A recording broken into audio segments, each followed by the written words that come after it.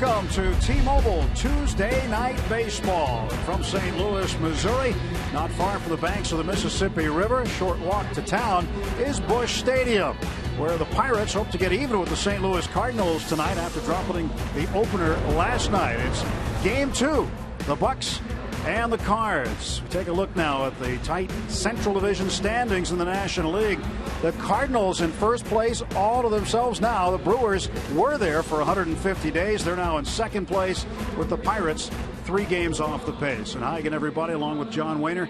I'm Tim Neverett. Robbie Inzmakowski will join us in just a little while. The guy the Pirates have to slow down is now the National League Player of the Week, and Matt Holliday. He has been red hot.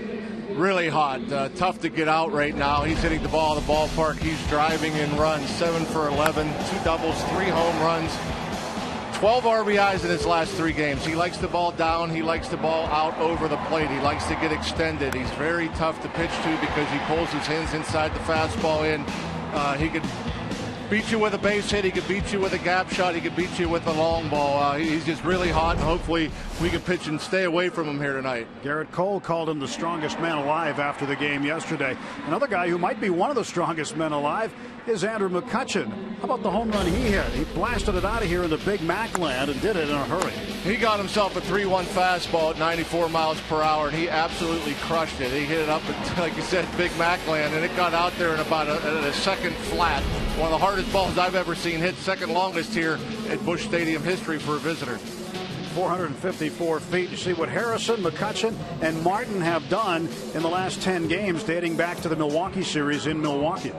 Yeah, they're hot, and you need them to be hot against your central foes. It's nice to see these guys going, and we're scoring some runs. It's going to be a tough game tonight against Wainwright, and these guys all have good numbers, all hit over 300 against Wainwright, and hopefully we'll see them continue to swing the hot bat. Harrison starts the night tied for the league lead in batting average.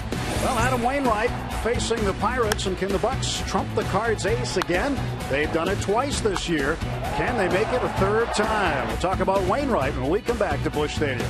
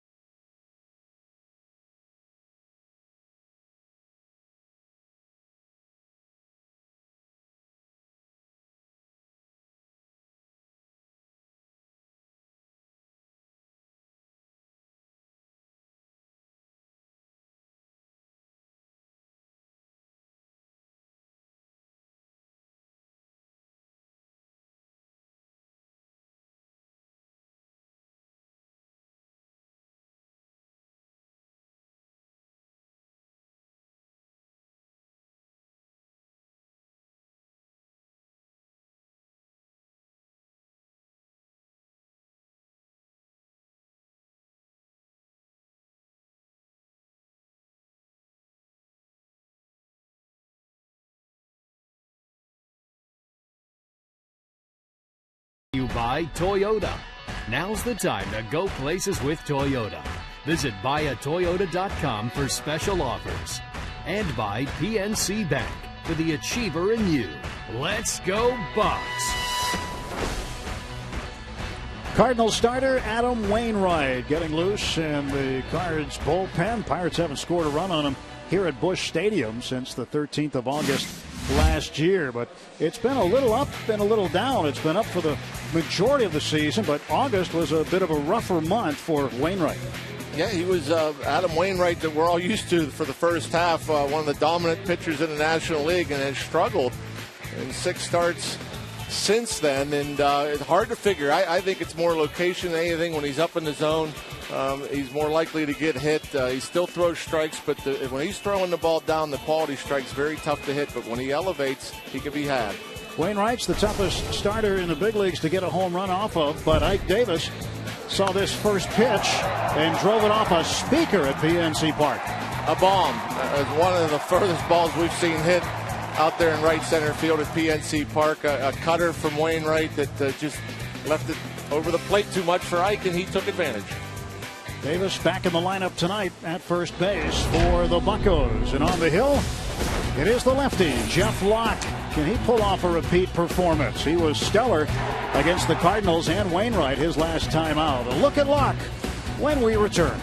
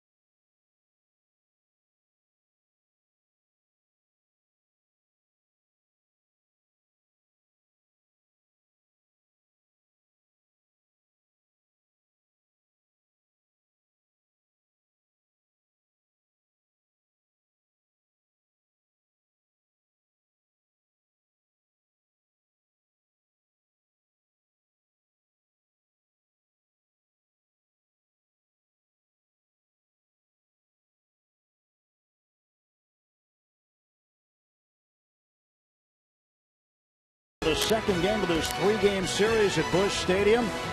Cardinals now a first-place team in the Central Division, and Jeff Locke hopes to lock them down again. Locke was very good in his last start against the Cardinals. Had the breaking ball working, also the changeup. Yeah, good month of August. 4-0 at 290 ERA. Was able to get that fastball in like he likes to do. Now, he's had to pitch around some walks, but for the most part, the command has been good. He definitely kept these Cardinals off balance, and we're going to need that kind of performance again here tonight. Well, Jeff technically called up today from AAA Indianapolis and a paper move, but these guys also called back. Gregory Polanco is here. Chase Darno selected, had his contract selected. Casey Sadler is back. John Holtzcomb and Bobby LaFramboise, newcomers to the Pirates organization, all called up here, rounding out the roster for September. Let's send you back to Pittsburgh right now, where Rob King is standing by with this game break.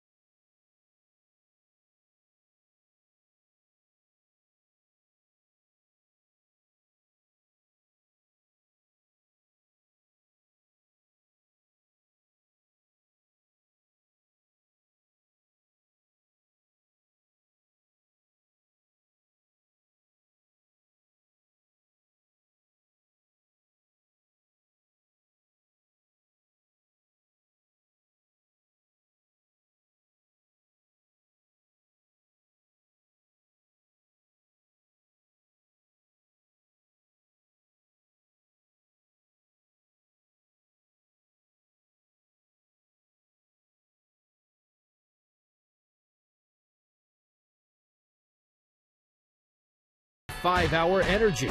5-Hour Energy helps recognize those who, despite their own needs, put others first. By the Chevy Sonic and your Western PA Chevy dealers. And by Day Automotive. We're going to make your day. Let's go, Bucks! Back at Busch Stadium in St. Louis, Missouri with John Wehner. I'm Tim Neverett. Andrew McCutchen and crew hoping to even this series against the Cardinals. They dropped one yesterday. Gave up 3 runs in the 7th inning.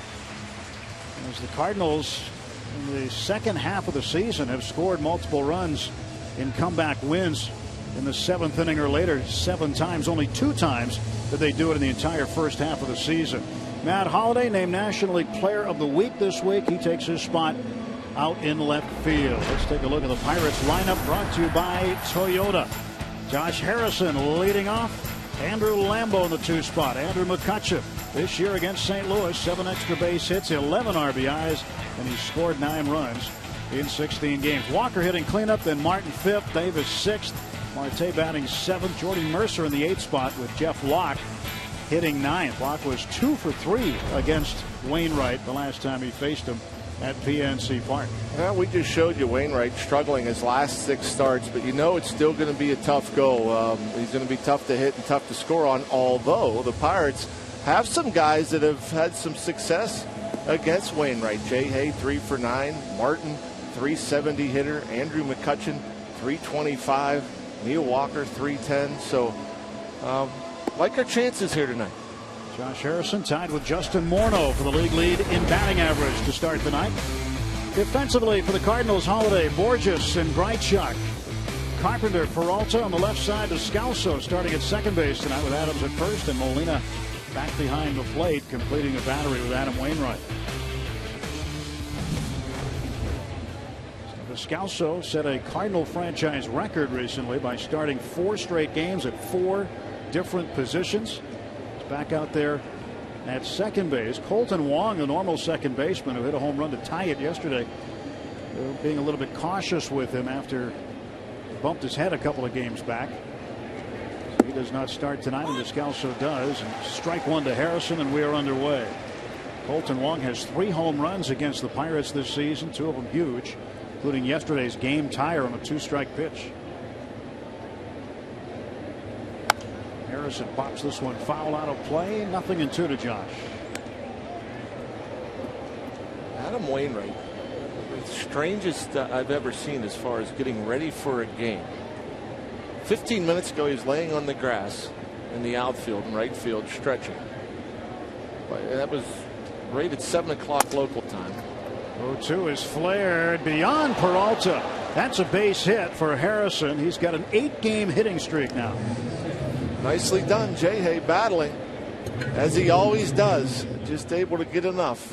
Breaking ball and off the end of the bat and leading the National League in hitting. Josh Harrison. Our Barrel Automotive League leader stat. That's the number before that hit. He is now past Morneau for the time being. Ben Revere 3rd. Andrew McCutchen 4th. Daniel Murphy, the Mets, rounds out the top 5. Wainwright, it's again 7 local time, laying in the grass. 7:10, he's in the dugout. he doesn't take long to get warm. Doesn't take too many warm-up pitches. Lambo takes a strike.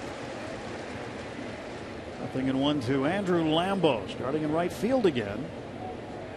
Clint Hurdle saying today he likes the at-bats that Lambo has had recently, and he has hit in 4 straight games since his call-up. If you hit, you're going to play. Yeah, just missed a homer, couldn't get it up high enough. A bullet off the wall yesterday. Fouled away for strike 2, 0-2. Late swing at the 87-mile-per-hour cutter. Lambo made his big league debut against that man right there last season in August 13th. It was 2 days later, the 15th, he got his first big league hit against Lance Lynn. 0-2 to Lambo. Harrison off of first base. Nobody out. Molina setting up outside.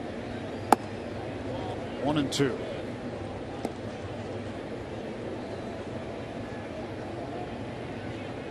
last.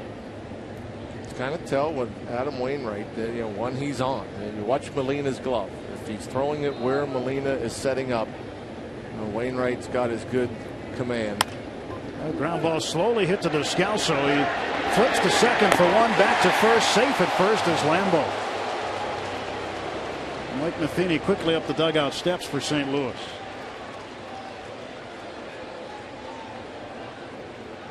Close play over there. Descalso does a real good job with that quick flip to Peralta. Peralta, the quick exchange, the throw. And it looked like they got him.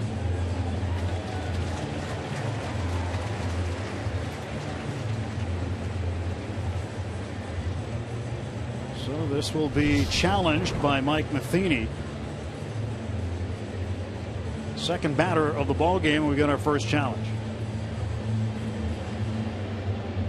These calls over there, first baseman, first base umpires, I think, just do a really good job of getting these right. Let's say this one may be overturned, but they're pretty good over there.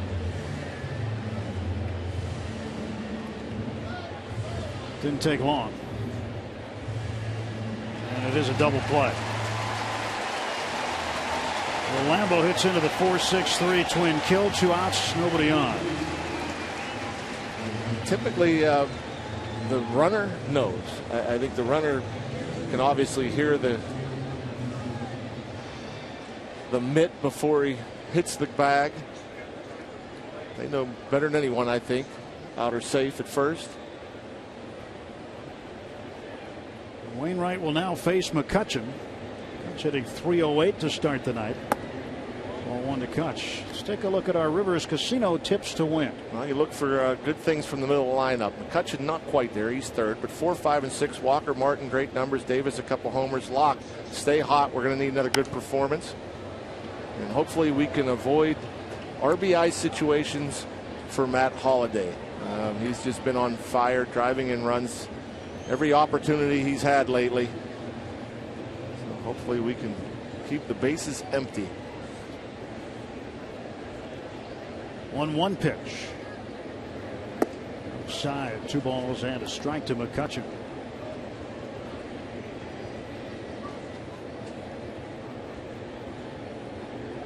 Make sure you buy your local newsstand this week. You'll see McCutch as a cover boy. 2-2 now to McCutchen. Yeah, the home run that he hit yesterday, 454 feet, just 2 feet shorter than Arizona's Paul Goldschmidt, who has the longest home run here by an opponent. Matt Holliday has the longest one hit in this ballpark, 463 feet. 2-2 is low. 3 balls, 2 strikes, full count to McCutchen. And adding and subtracting, you'll see a lot of 88, 89, 90, and then every now and again he'll get it up there to 93 miles per hour. Payoff pitch. This one hit in the air to Holliday and left. And the Pirates are done in the first. No runs, a hit, and that's it. Pirates nothing, and the Cardinals coming to bat against Jeff Locke.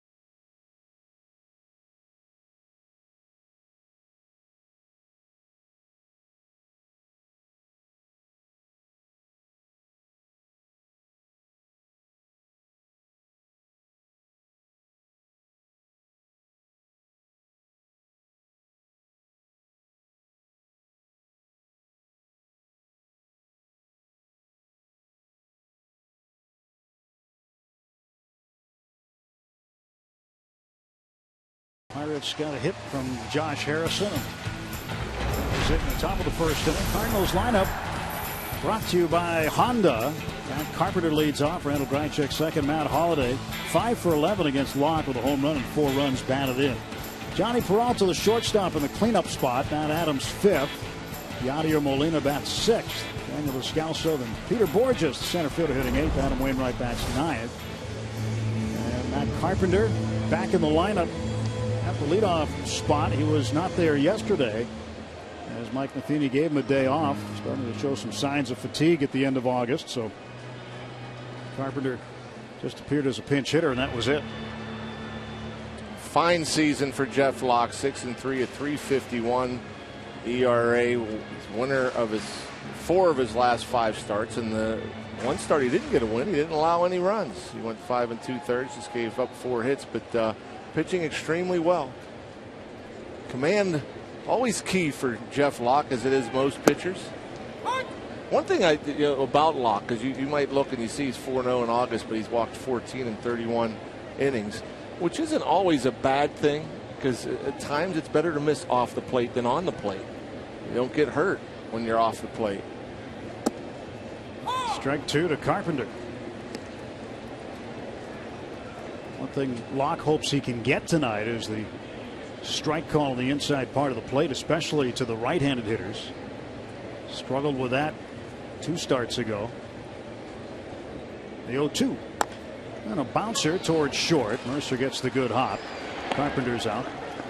1 gone for the Cards in the first. Easy breezy for Jordy.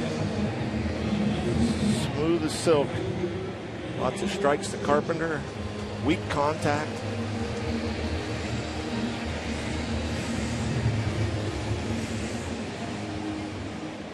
Jeff 2-1 in 4 career starts against St. Louis. A 2.70 ERA against the Cardinals.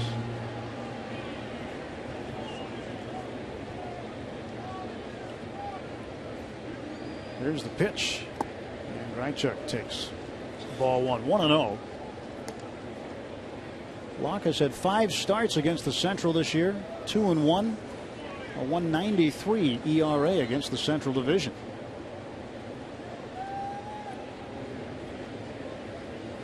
Grichuk hammers this one, and it hooks foul. A long strike.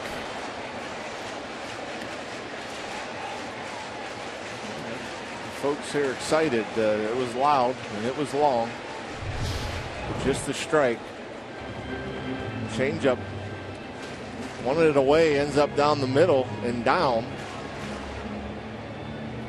Fortunately, out in front a bit was Grichuk.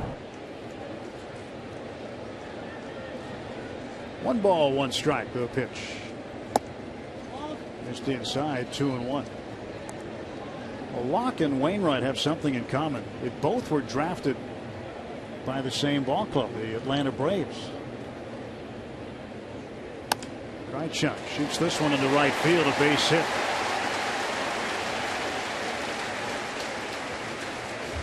Out single, and now Matt Holliday coming to the plate.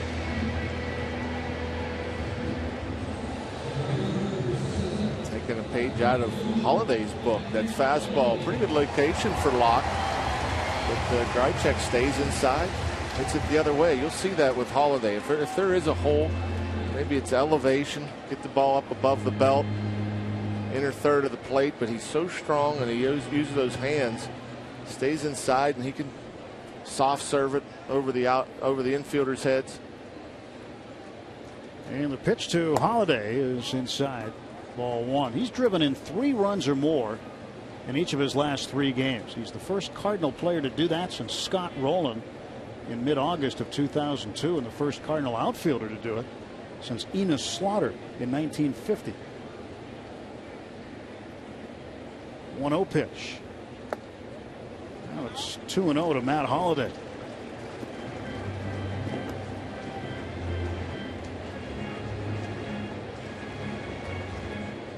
Award of the National League Player of the Week this week. A 370 average over the last 7 games. 889 slugging percentage. 4 home runs, 13 runs batted in. 24 total bases. That'll get your Player of the Week honors. 2-0 pitch. Strike call. 2 balls and a strike now to Matt Holliday. I think what makes him so good, there's times that he'll cheat and try to get to that fastball on the inside part of the plate, and then you might see a bad swing from him now and again, but for the most part, he's just looking for the ball out over the plate, trying to drive it up the middle the other way. He can use those hands. Garrett Cole, one of his at-bats last night was as impressive as any. Was a great breaking ball from Garrett Cole down and away. He almost took Jordy Mercer's glove off. Jordy caught the line drive. That and the 99-mile-an-hour fastball down and in that he drove to right center for a 2-out RBI. Count is 3-1 to Holliday. But when he's hot the way he is right now, Holliday, it's just no easy way to pitch him.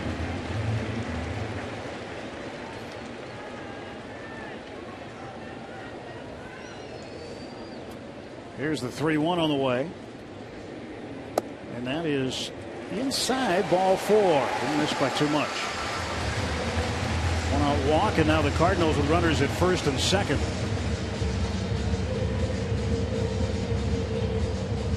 Jeff's battled with the walk recently. Earlier in the season he did not. He limited the walks quite a bit.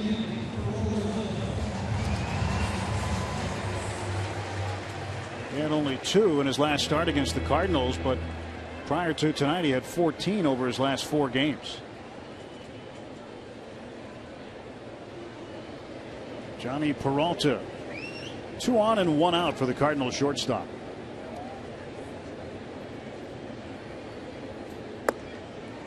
Here you hope you can get out of this inning, but again, that's not a bad walk. As hot as Holliday is, you're better off missing off the plate than missing over the middle of the plate. 271 for Peralta.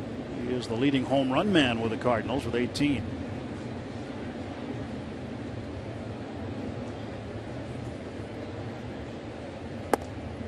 Jeff trying to go inside again to the right-handed hitters and not able to catch that corner.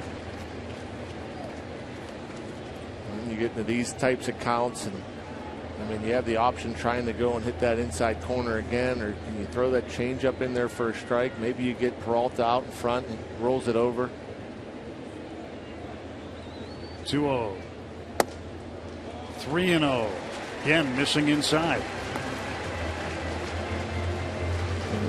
My guess with Matt Adams on deck, the left-handed batter who's been struggling of late, Peralta most likely has the green light here. 3-0.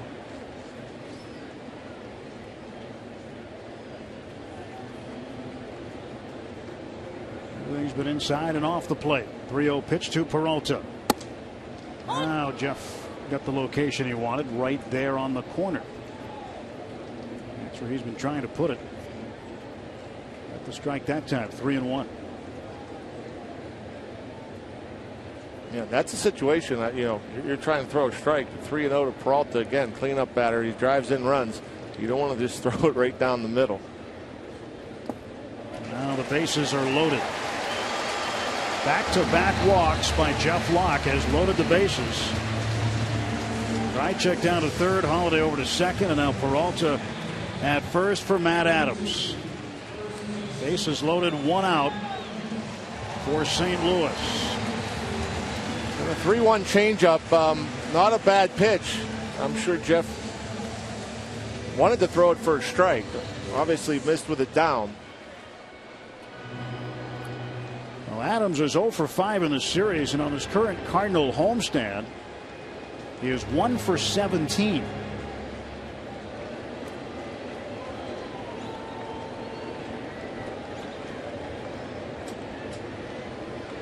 First pitch to Adams. Swung on and popped up. Russell Martin will take it in fair territory. That's an infield fly. So an automatic out. The infield fly rule, and Adams a quick and quiet at bat.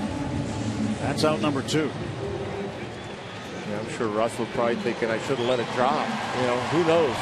You let this drop, as long as it doesn't spin foul, maybe you get a runner confused. Maybe he takes off.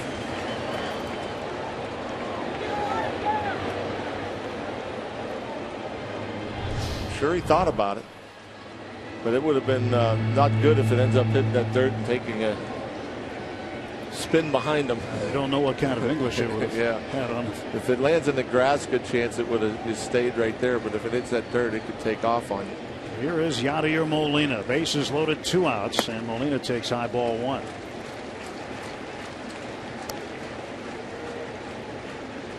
.291, 7 homers, 32 runs batted in. Molina went 1 for 4 yesterday afternoon. He had a base hit in his first at bat in the second inning. Yesterday afternoon's series opener. 1-0 pitch. 1-1. There's a good changeup from Locke.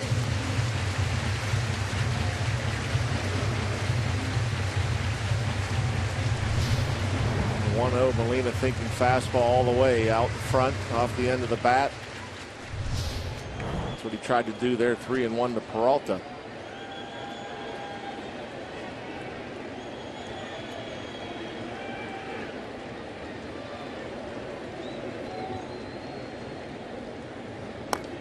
This one chopped foul for strike 2. A lot of help there. That pitch well off the plate. Molina fouls it off the leg. This pitch is about a foot inside by the time it gets near Molina. Maybe more. Well, Locke facing a guy who's been pretty good in his career. The bases loaded. Molina, 300 hitter over the course of his career.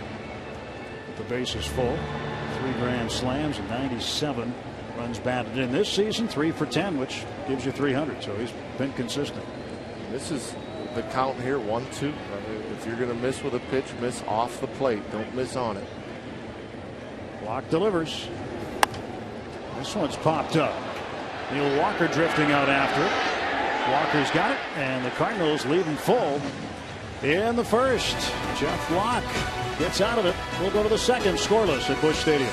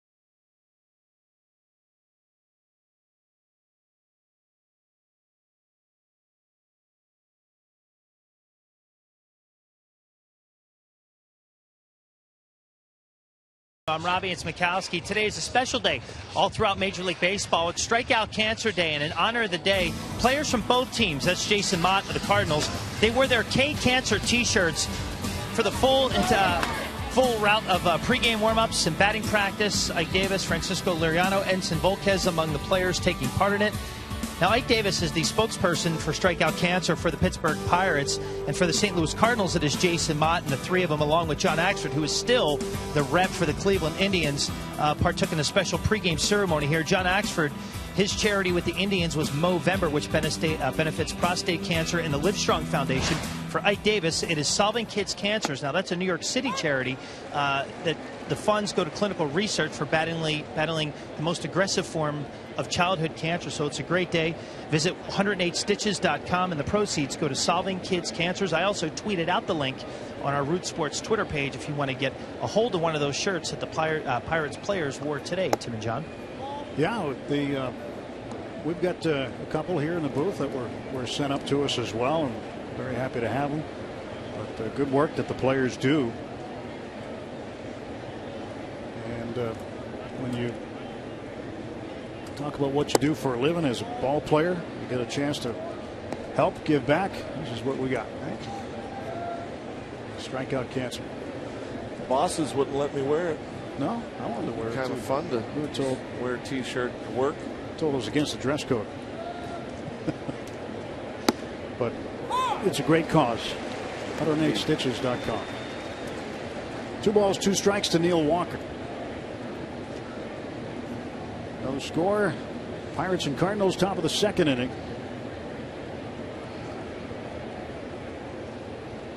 And the 2-2 coming from Adam Wainwright. As Neil Walker will get back in the box. He requested time.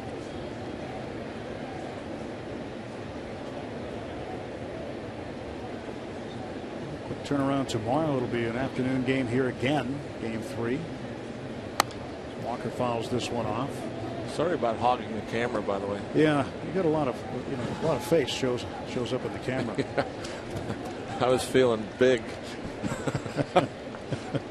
I think there was something wrong with the camera. Most people would say, yeah, John was on it. I mean, I ate a good dinner last night and today, my goodness, but boy, what a treat we had today, look, too. Only John can fit in the camera.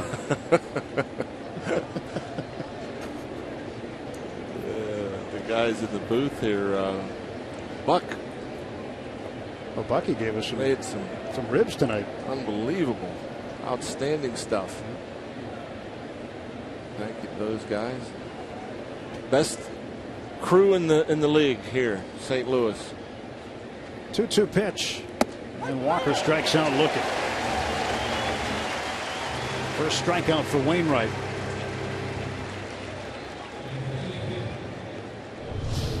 Well, let's take a look. Look at Wainwright. Nothing on the plate. Everything on the edges or just off the plate. That's the good command that Adam Wainwright. That fastball has the late tail catching the corner. Perfect pitch.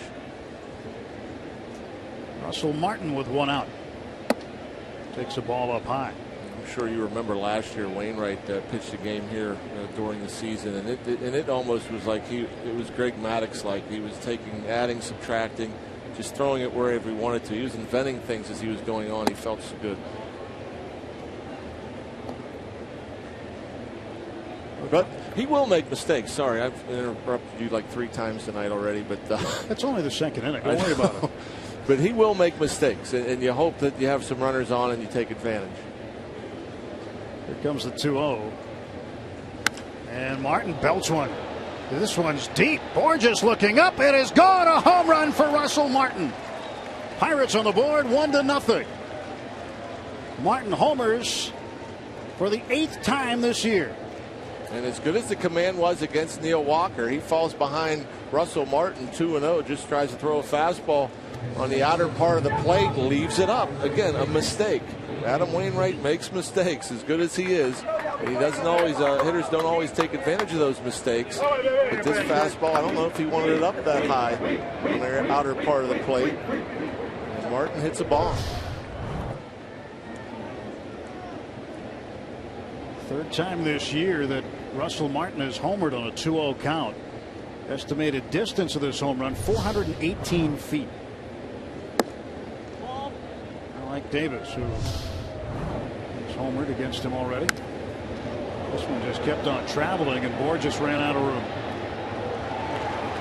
Martin has the home runs are down. That's just his 8th on the year, but he has that kind of power. We've seen it before. He can hit it out. Right, center, left,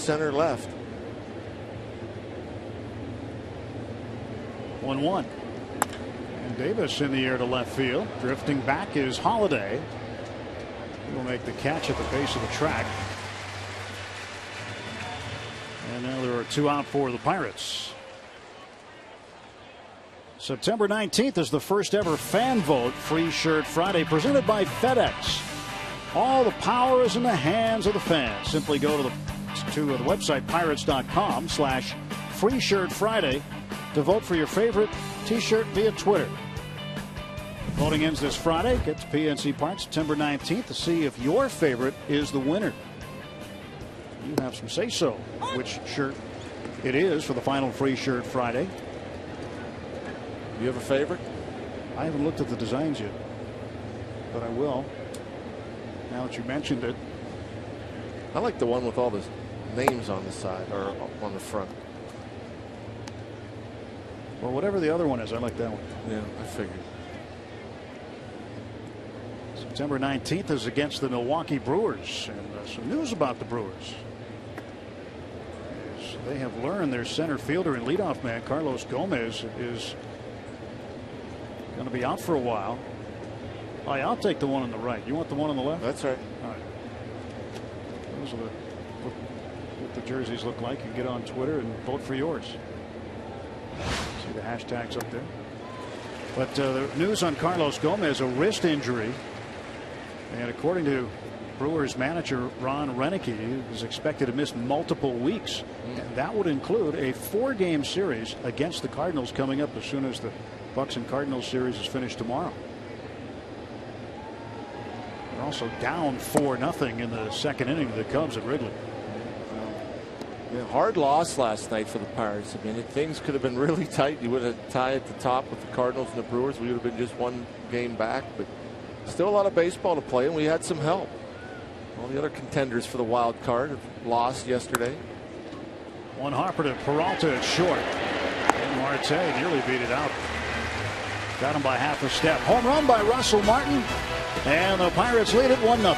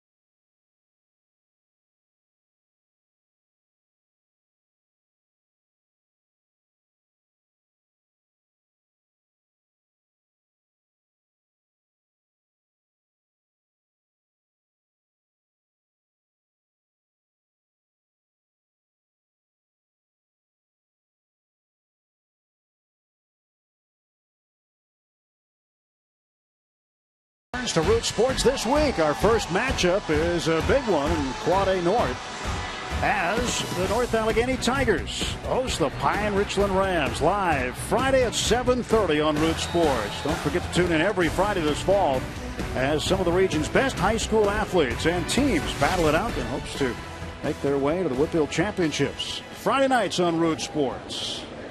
Russell Martin, home run number 8. Giving the Pirates a 1-0 lead. The Pirates have now homered in 8 straight games against the Cardinals. And 11 home runs during that span of time. Descalso fouls this one back, and it's 1-1. And hey, rallied late to beat my Seneca Valley Raiders last week. They did. 14-0, yeah. They did. My daughter went to the game. I had to pick her up, stuck in traffic. She didn't know who won, didn't know the score. Pine Richland beat Shaler 42-0. Wow. Haley was just there to hang out. Haley, by the way, if I forgot, I got to remember. Her birthday, sweet 16 tomorrow. Really? Happy birthday, Haley. 1-2. You got to remind me tomorrow. I have to remind you tomorrow? Well, she'll be in school, so it'll just be saying it to say it. I have a better chance of her hearing that tonight. Okay. Here, write a note to yourself. One of our favorite people also has a birthday tomorrow. 3 balls and 2 strikes. Hefe, our boss. Ah. Yeah, Mark Garda. Is that right?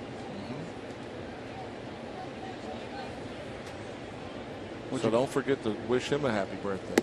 3-2 up high, ball 4. Third walk issued by Jeff Locke in the first 2 innings, and that's something certainly he wants to cut down on. Now the leadoff man is aboard. Yeah, what a huge turnaround. You look at that bottom of the first to the top of the second inning. Locke able to pitch out of a bases loaded 1-out jam, leave the Cardinals scoreless, and then the Bucks tally a run in the top half. But you don't want to be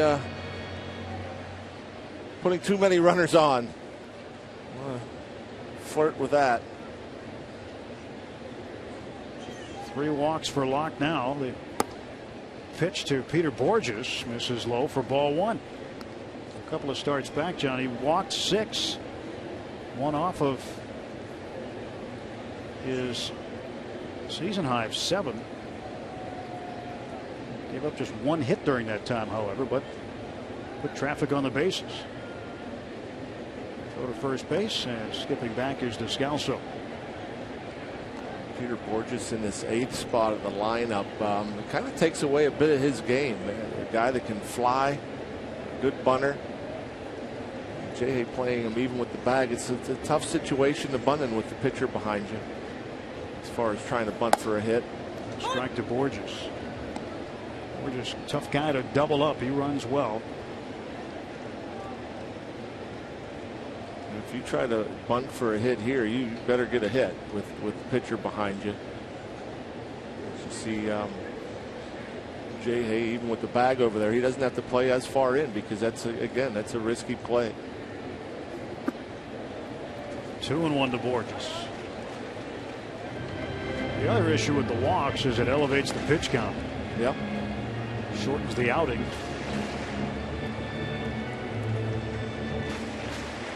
A lot of bullpen help. Fresh arms down there. Yeah, there are some fresh ones now. The roster's been filled out for September. But still, I'm sure Jeff Locke wants to go deep into the game and find that strike zone. Base hit to left field. And the Cardinals now with runners at first and second and nobody out. So Locke, so far through an inning plus, has been dancing through the raindrops, but might get a little rainier if Wainwright can get a bunt down here. Yeah, a change up there and not a good location. You get that down and away, and you're not going to get the solid contact. Much easier to hit the elevated change up than the one down around the knees.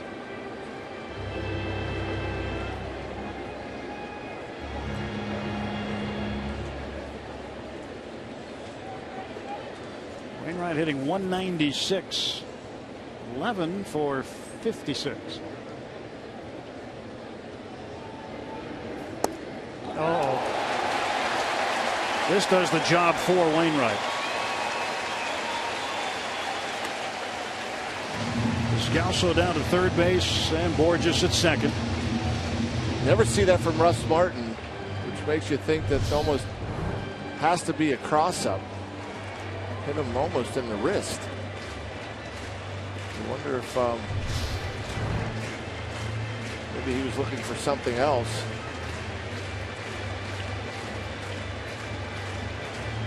Most catchers, though, as soon as that happens, they run out to the mound to pretend like, even if it wasn't a cross-up, that the signs got mixed up.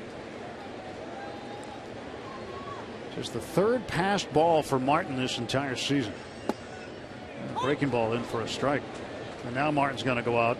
He might have been crossed up twice in a row.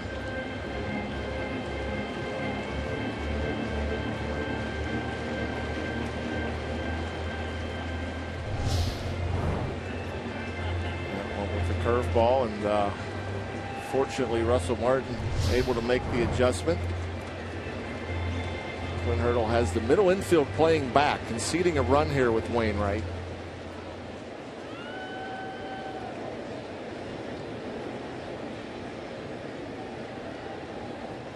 Bottom of the second inning, 1-0 Pirates. Nobody out. Pitch to Wainwright. Swing and a miss. Strike two. Look for the strikeout.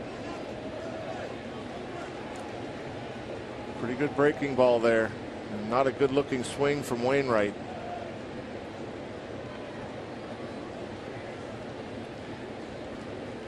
Clock's 1-2, ready to go. It's fouled off.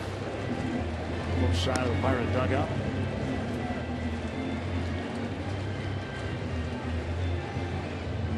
That one was left up in his own a little bit. We'll see if Jeff Locke tries to lock Wainwright up here now with a fastball in.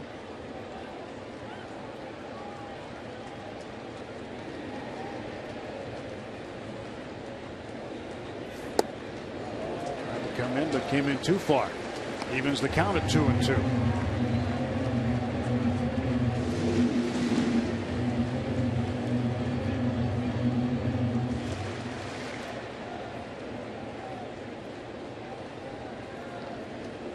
Stretch by Locke, runners off second and third, nobody out. 2-2 pitch, and Wainwright bounces it foul into the Pirate dugout.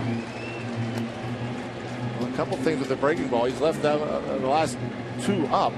Wainwright out in front. I mean, I think that's the toughest pitch for a pitcher to hit. A good curveball. And the other thing is, if he does make contact, good chance he hits it to third baseman Josh Harrison. 19 balls, 19 strikes for Jeff Locke. For a strike here. Wainwright lines it out of play.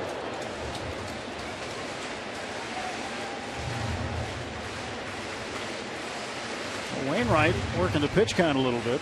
He'll get pitch number 8 next from Locke. 7 pitch at bat so far for the Cardinal pitcher.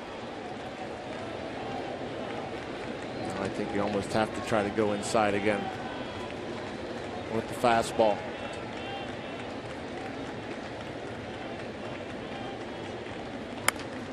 Slowly hit ground ball, get a run in. Ball game's tied.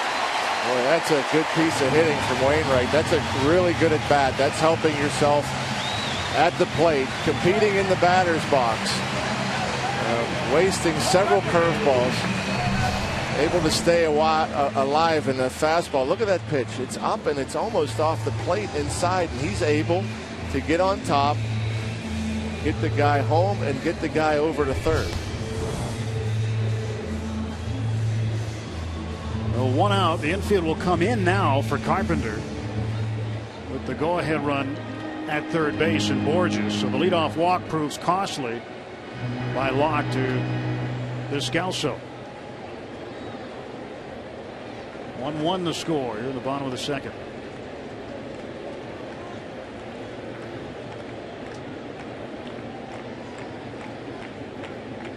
Carpenter looks at a strike.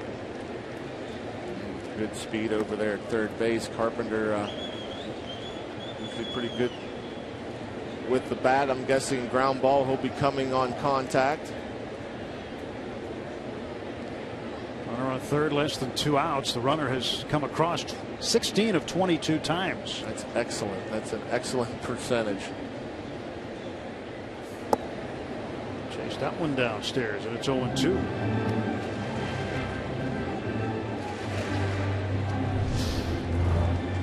You don't see many swings like this. Carpenter doesn't have any problems with hitting behind in the count. Takes a lot of pitches. Pretty good 2-strike hitter. You don't see him chase pitch that far off the plate too often. Borges off of third base, 1 out. The 2-strike pitch to Carpenter.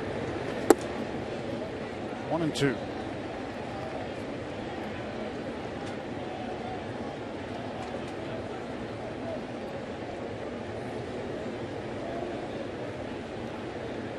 Tough inning for Locke. 21 pitches. Yeah, that leadoff walk hurts. I mentioned earlier in the first inning, there's times that you would rather miss off the plate than on, but when you're looking at the bottom of the lineup, 7, 8, 9, definitely don't want to be handing out free passes. Now the count even.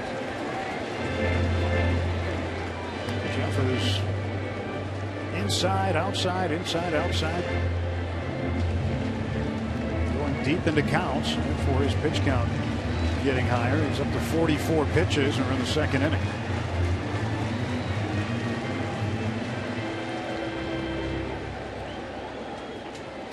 One run apiece, 2 hits apiece. And what we saw in yesterday's game, Lance Lynn. A lot of pitches early. Full count to Carpenter.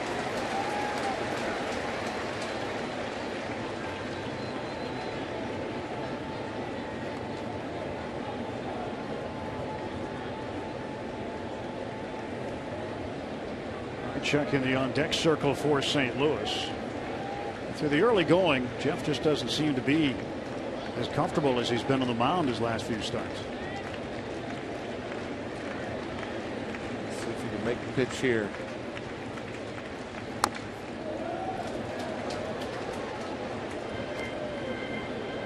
Still 3-2 on Carpenter.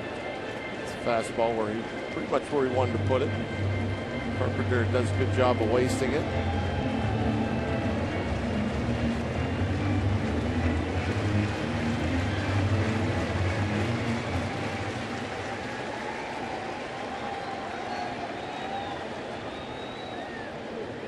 Three ball, 2-strike pitch. In the air to right. Lambeau getting underneath it. Makes the catch. He comes home. The throw not in time, and the Cardinals have taken a 2-1 lead.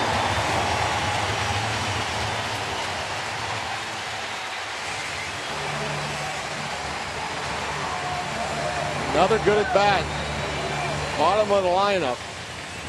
You got to really tip your cap to Adam Wainwright, making contact, getting Borges over to third. That ball hit off the end of the bat a little bit. Lambeau sets up. A pretty good arm, pretty good throw, but too much speed.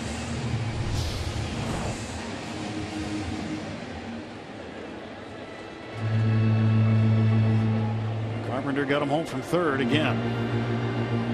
RBI for him is 53rd.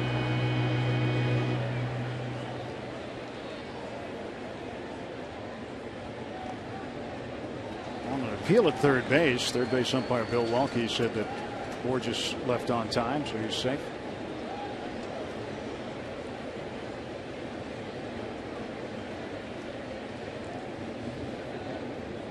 Two outs, bases empty.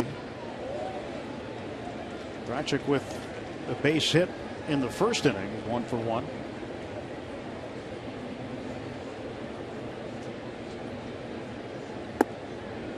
One ball and 1 strike. The Pirates got the home run from Russell Martin off of Adam Wainwright. Something not easy to do. And that ended, by the way, a 28 inning scoreless streak against Wainwright here at Busch Stadium. And when you get a home run off of Wainwright, you hope it can stand up. But the leadoff walk set the tone this inning, and now the Cardinals with a 2-1 lead. 2 strikes now in the batter. And in the second inning, Locke working on a 30-pitch inning. Wainwright, like Lynn, does not allow many home runs. Just his 8th of the year. Strike 3 call. 2 runs come in on 1 hit. And after 2 full, it's the Cardinals 2, Pirates 1.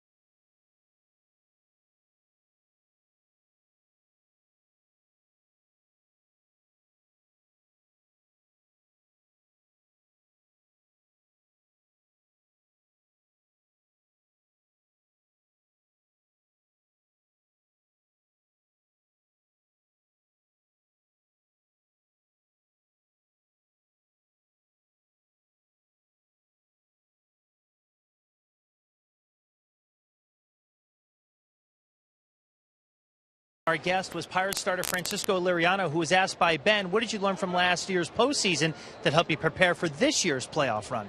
Good question right there. Just, how to stay calm, not trying to do too much. We play the same game, it's postseason, probably more excitement, but, the same game. So just try to be more calm, not trying to, do too much and get too crazy out there. And, he's going to be relied on heavily, Tim and John, Francisco Liriano, for this September if the Buccos are going to make it back to Bucktober again. Yeah, hopefully that things turn out well for him. His record not indicative of how he's pitched, really. He's kept his team in ball games, hasn't had a lot of run support. Looking for a good September out of Liriano. Yeah. 1-1 to Mercer. 2 balls and a strike. Hope that you're going to need the starting pitching to continue to pitch well. It's a big series left on the schedule. 2-1 is hammered to left field. Way back it goes, and Jordy Mercer has tied the game at 2. Mercer's 9th homer of the year and the 2nd home run the Bucks have hit off of Adam Wainwright tonight. How about that? Jordy Mercer gets a fastball and kind of alligator arms. It keeps them hands close to the body, tight to the body, and when he centers it, when he gets the barrel to it, boy, he's got pop. He can hit a ball a long way. That ball was hit just below where McCutchen hit his last night.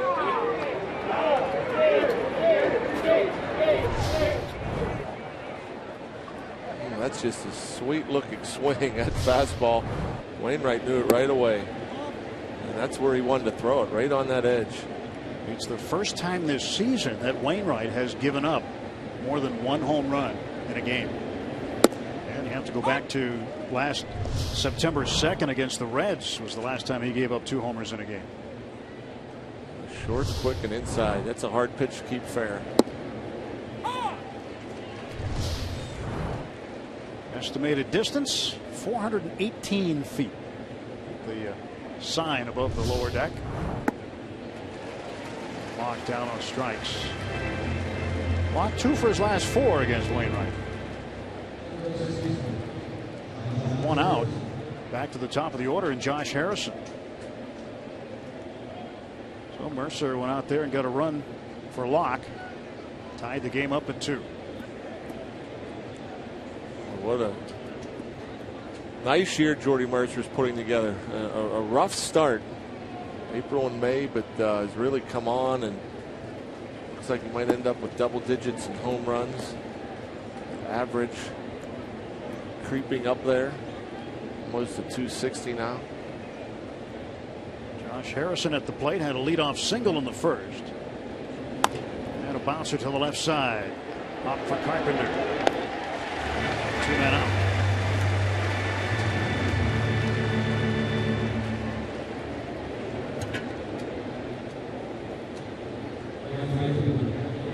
And one of those home runs where the left fielder, in this case Holiday, just kind of turned around and said, nope, I don't need to make an effort because I'm not going to get it.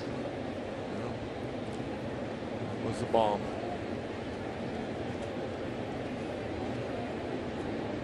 Here's Andrew Lambeau. Lambeau hit into a double play. Needed some video replay to overturn a call at first base. He was called safe at first, and Mike Matheny came out. They went to New York. It took exactly 45 seconds of video replay to see that Ron Culpa, the umpire at first, had it wrong. And it was overturned. A looper to left field, and Andrew Lambeau's got himself a base hit.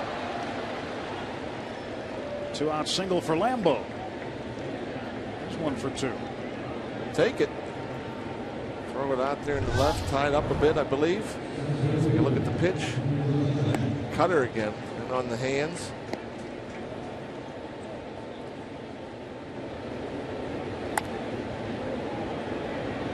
Perfectly placed. Let's see if Andrew McCutchen can find a gap.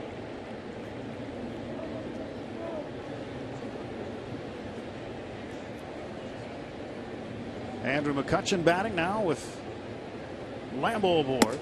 2 men out. Hutch takes a strike. This week's Sports Illustrated cover boy. Second time he's been on the cover. Nice.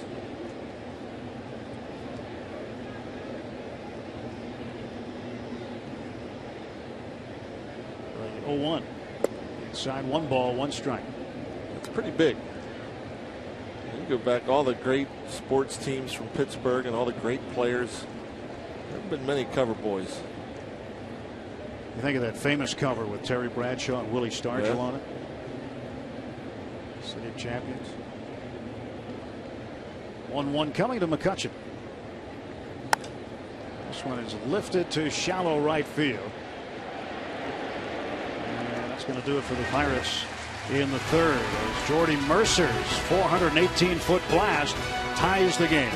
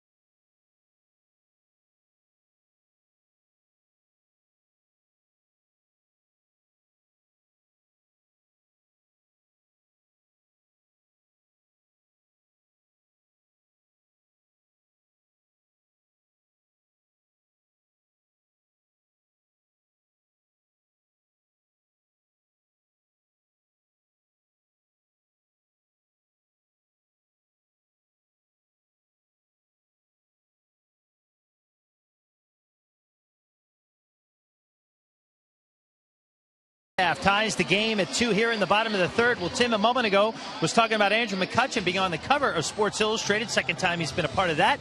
I asked him what his reaction to that was. Pretty cool. You know, that someone's able to come out and you know, get to know me more on a personal level. I think last year a lot of it had to do with the playoffs and the run that we're on, but this time it's a little more personal. So a lot of people get to, you know, know a little more about me and get to read things that they probably didn't know. And read things that they probably wouldn't have known about Andrew McCutchen, just to talk about his beginning. And the one thing that he added, which really shows a lot about the type of person that Andrew McCutchen is, he said really to get to where he was didn't have a lot to do with him. He talks a lot about the other people that helped him get to where he was, being a high draft pick to an NL MVP and leader of the Pirates franchise. Well, Kutch happens. I'd say. Happens a lot. You can read all about it. Pitches inside to Holiday. You know, Andrew's not one of those guys that walks around the clubhouse and says, hey, look at me. You know, he's not one of those guys. Pretty low-key guy, leads by example. Strike on the inside corner to Holiday. Count 2-2.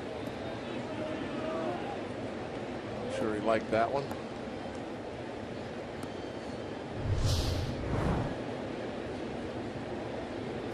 That's perfectly placed.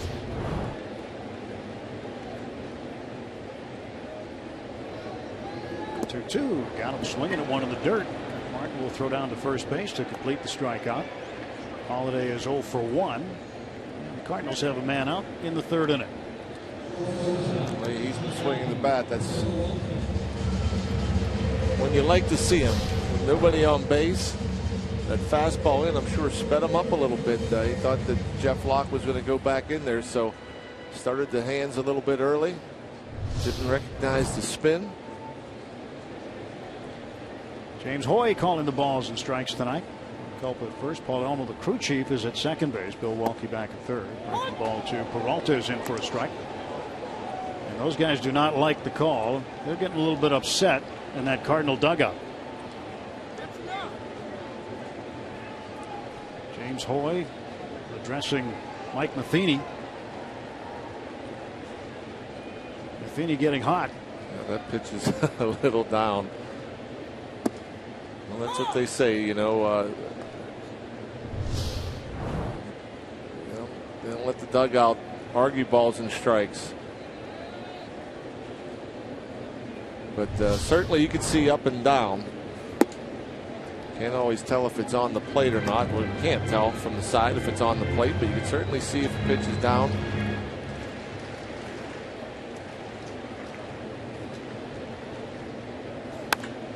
This one's ripped foul.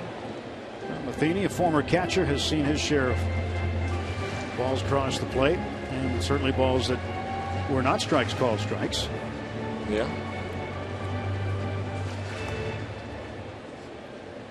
It was a good backstop. 1-2 pitch.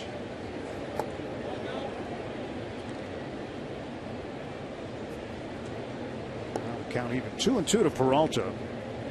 Peralta walked in the first inning.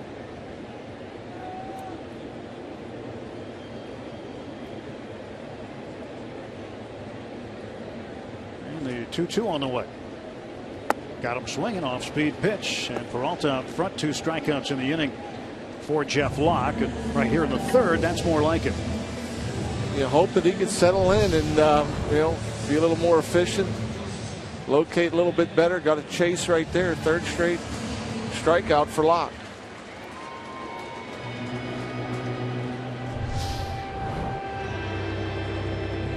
Two down, bases empty for Matt Adams. Adams popped up to Russell Martin. His first time up, he takes a strike. He's 1 for 18 on the current homestand. He's really struggled in through August and to the start of September. Still with a decent average at .293.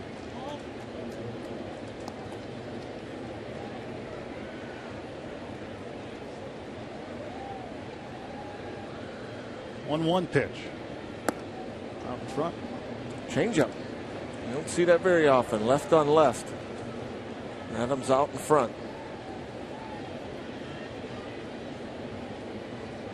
Blocks 1-2. Adams takes inside. 2 balls, 2 strikes to Matt Adams.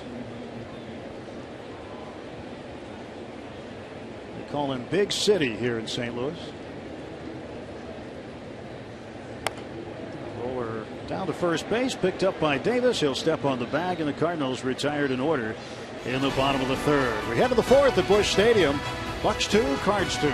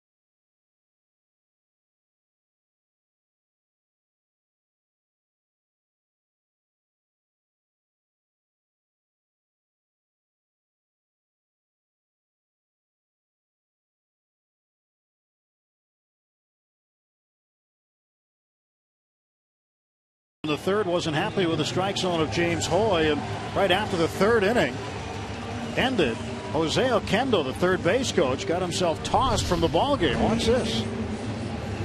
He had some words for Hoy, and in the argument. They have a very low tolerance for arguing balls and strikes.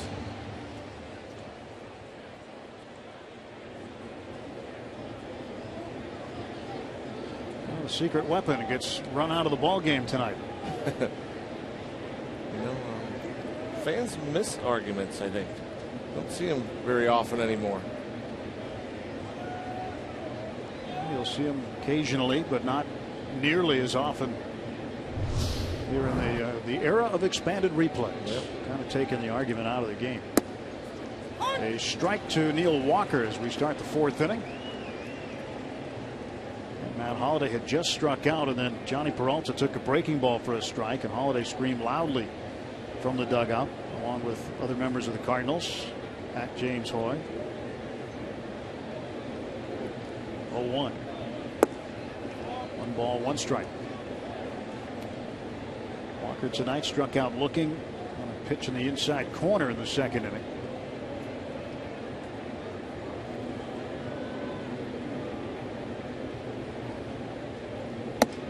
It's up and in.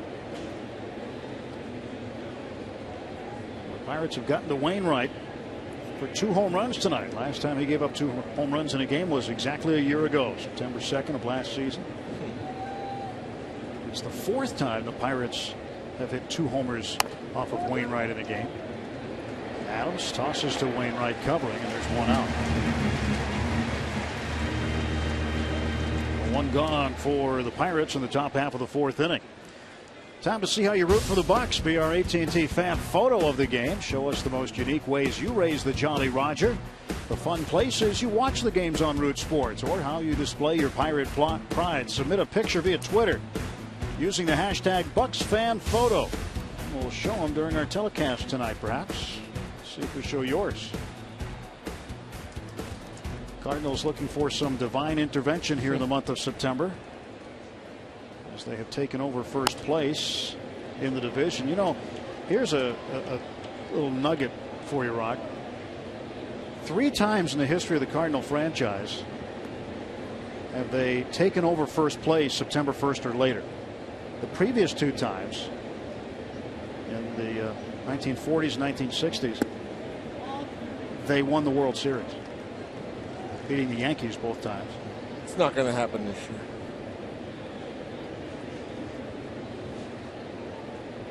Russell Martin took Wainwright deep last time up. 2 balls and a strike. And the Cardinals got quite a few of those. I'd say. They were in it last year, lost to Boston.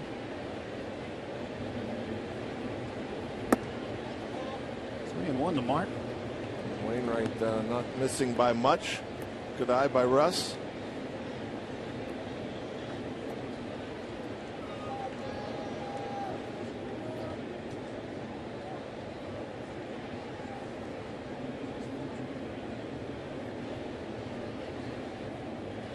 Here's the 3-1.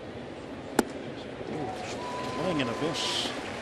Yeah, he was thinking about going deep again. He took a crack at it. Big cut, looking for something he could lift and separate on, and he got the slider go out in front. Payoff pitch on the right field side. Last time up for Martin in the second inning. Boom. 418 feet away. Deep slight right center. Home run number 8 for Martin. 3-2 pitch. Ground ball left side. Carpenter there in the hole. Straightens up. Throws across to get it. 1 for 2 for Martin. 2 men out. The Pirates half of the 4th inning.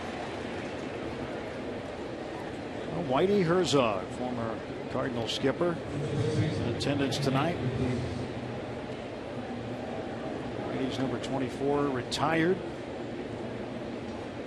Clint Hurdle often talks fondly of Herzog, who also was on the other side of I-70 with the Royals.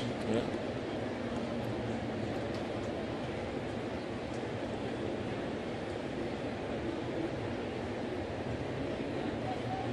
Mike Davis, the batter, with 2 outs and the base is empty.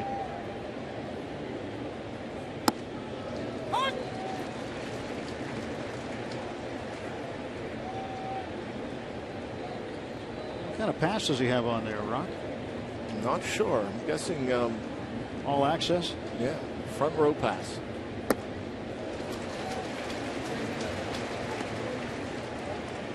(1982). Brady remembers that one. A little bit of a drought until 2006.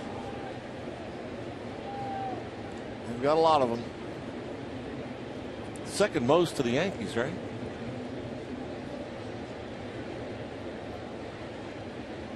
Here's the 0-2. Inside, 1-2. Is that a yes? Yes. If you nod, people can't hear you. Well, I never know if the camera's on us or not. 1-2. Inside, 2-2. That'd be yes, Rock. Well, I saw you. Well, you were asking me. Gave you the answer. Just gave you the affirmative. And Davis ropes one toward right field, past a diving Descalso, and a base hit for Davis. He's 1 for 2. 2-out single for Ike.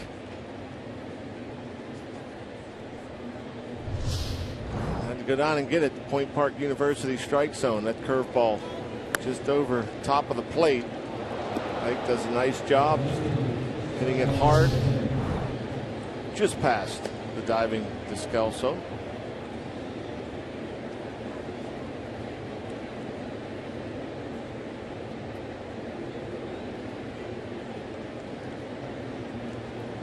Marte grounded out to Peralta at shortstop in the 2nd inning. 2 outs, Davis aboard. 2-2 ball game, top of the 4th. Pirates with 5 hits and the Cardinals with 2. And Marte goes to right field. That ball is sliding away from Grichuk. He dives and makes a sensational catch. Highway robbery in right field. That's a pretty good jump. Grichuk, not only a good jump, a perfect angle and great speed.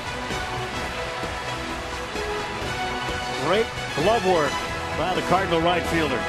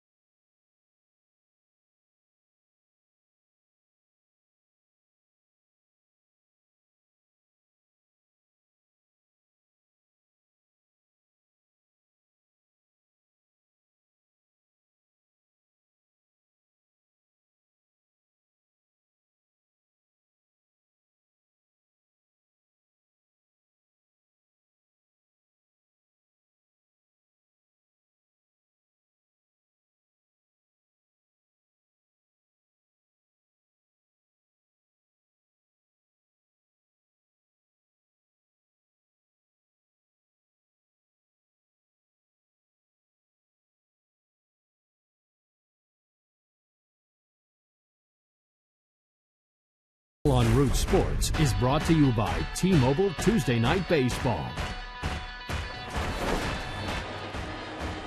Starling Marte robbed of extra bases by Randall Grichuk in right field.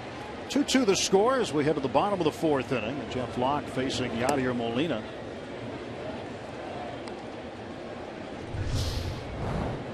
Starling knows how this feels. He likes to take away hits too. That's a heck of a play. That gets by him. It's a run.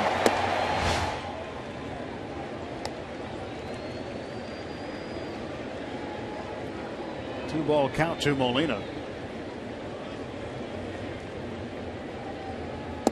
Molina takes inside 3-0. Allegheny Health Network Super Mo slowing it down for us. Right in the palm of the glove. Here's a bouncing ball foul on a 3-0 pitch. Now 3-1. Yadier Molina so valuable, not just because of his offense, but what he does behind the plate. He takes a strike and will have to come back. Let's take Adam Wainwright, for instance, Rock. His ERA before Molina's injury was 1.79. Yeah. And since the injury, it's 4.42. Now there's the walk.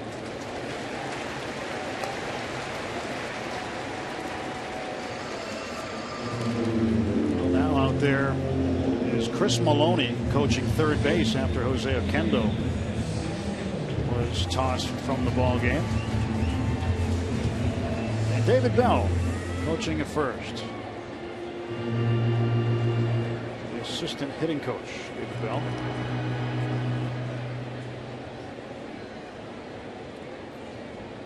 Descalso aboard at the plate now with one man on. And the pitch is down for a ball, 1-0. 4 walks tonight so far for Jeff Locke. Here you are at the bottom of the order again. Really like to get through an easy inning. Bottom of the third, relatively easy. Got 3, 4, 5, 3 up, 3 down. Another ball, 2-0. Locke had walked Descalso in the second inning, who was the leadoff man, and he came around to score. Does not want the same thing to happen here with Molina, but starts out Descalso 2-0. That essentially led to the 2 runs. I mean, left on left, leading off, 7th in the lineup.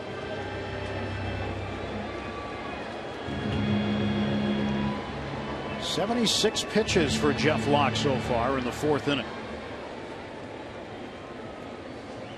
Molina the runner at first. Nobody out. 2-0 pitch. And Descalso takes a strike. 2-1.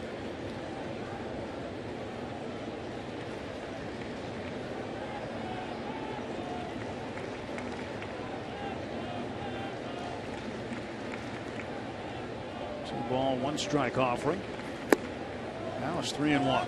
Jeff dangerously close to walking back-to-back men again. And you wonder, will Clint Hurdle get that bullpen going early if the struggles continue against a guy like Wainwright? You can't get down by too much. Can't give this offense that many opportunities. Count is full now, 3-2. Well, you're playing the first place club. A win essential. A loss would be a big swing, a 2-game swing over the first 2 days of this series. Pirates came into this series trailing the Cardinals by 2 games. Now by 3. And 2 out of the wild card to start action tonight. Speaking of the wild card, right now the Rockies leading the Giants in the third inning 2-0, and the Phillies leading the Braves in the 8th 2-0. 3-2 pitch. He walked him. Jeff has walked 5. He's given up just 2 hits, but he's walked 5, and now it looks like the bullpen's going to get loose. Guys are getting up, starting to loosen her up. Well, you can save big when you use your Giant Eagle Advantage card. Save up to $10 off tickets every Sunday home game when you show your Giant Eagle Advantage card at the PNC Park ticket windows. Or go to pirates.com/ Advantage card. Plus, Sundays are kids' days at PNC Park.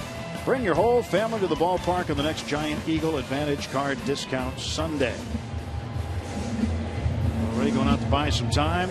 Brandon Compton getting loose in the bullpen now. He'll start to throw momentarily.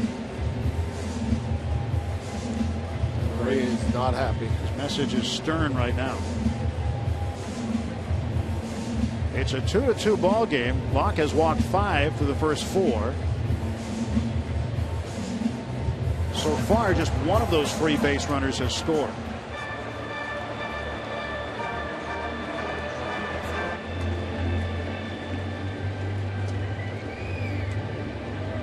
Jeff has been coloring outside the lines around the plate. But Descalso at first, Molina at second base. Molina represented the go-ahead run. Peter Borges up. Borges a .232 hitter. Base hit to left in the second inning.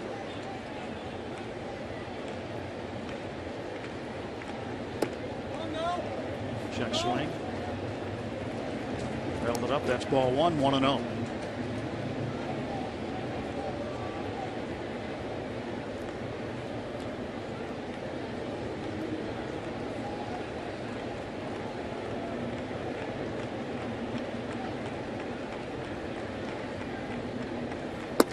Strike one to Borges. 1 ball and 1 strike.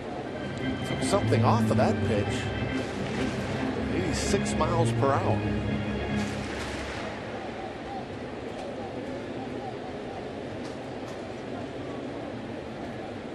Borges last year with the Angels, came over to the Cardinals in the offseason. They had high hopes for him, but John Jay has been getting the job done also in center field.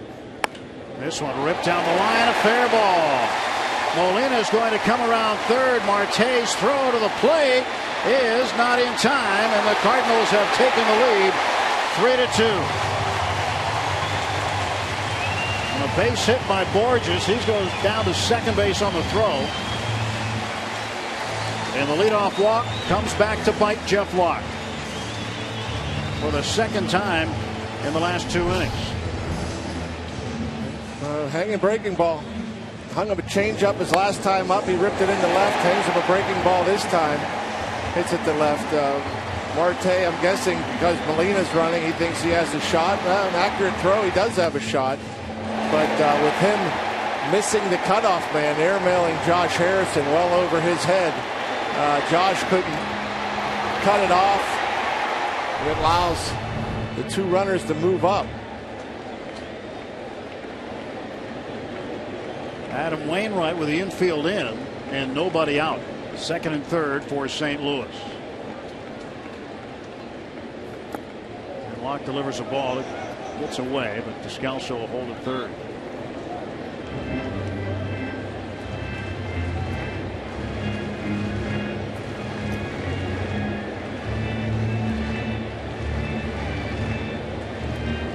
Locke with command troubles tonight. Missing off the plate and then missing over the heart of the plate. That's not a good combination.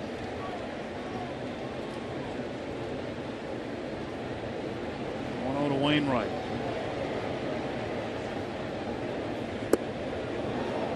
Ball 1 strike to the Cardinal pitcher.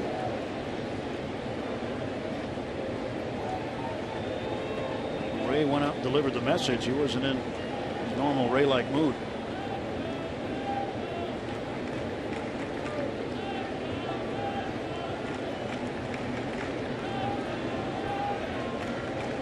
To Wainwright. Base hit. And Borges can really fly. He's going to come around to score. A 2-run single for the Cardinal pitcher.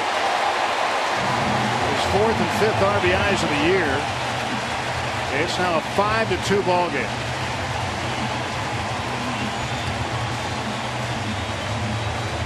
And Clint Hurdle coming up the dugout steps to get Jeff Locke. This is a similar pitch that Wainwright hit the short to drive in a run and move a runner over. Locke goes back in there again, and Wainwright muscles it out there to center field. Not a good night for Jeff Locke.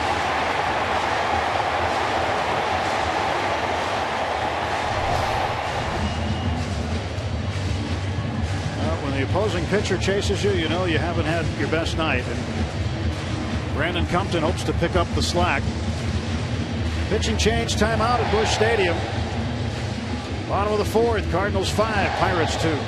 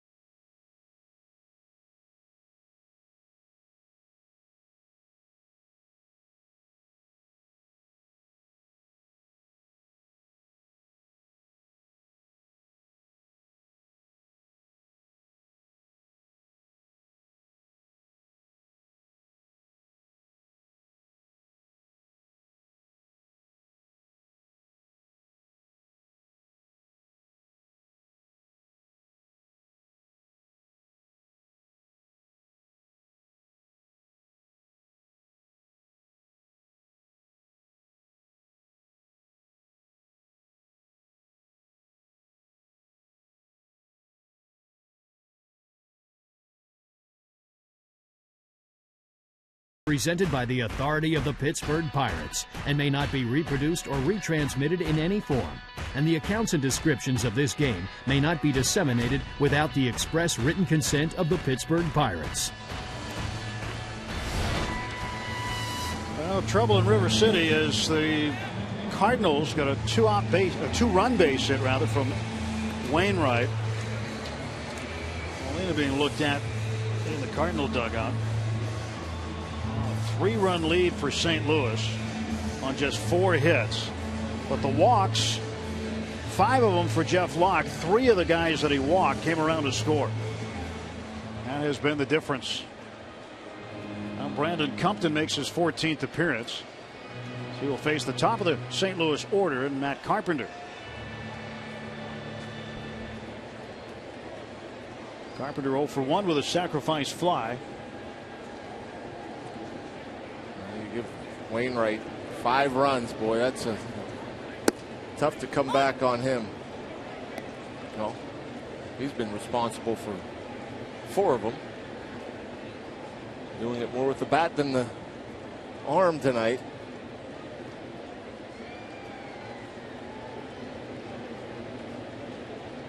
Carpenter with a strike on him. 277 batter. Take inside, and it's 1-1.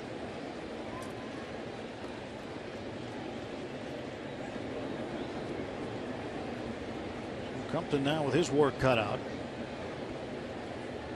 Locke went 3 plus 4 hitters. Did not record an out in the 4th inning.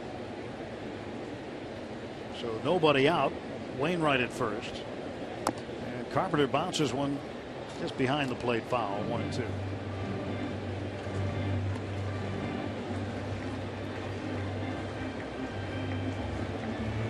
1 through 5 hitters, 1 for 7, 6 through 9, 3 for 5, 3 walks, and 5 runs.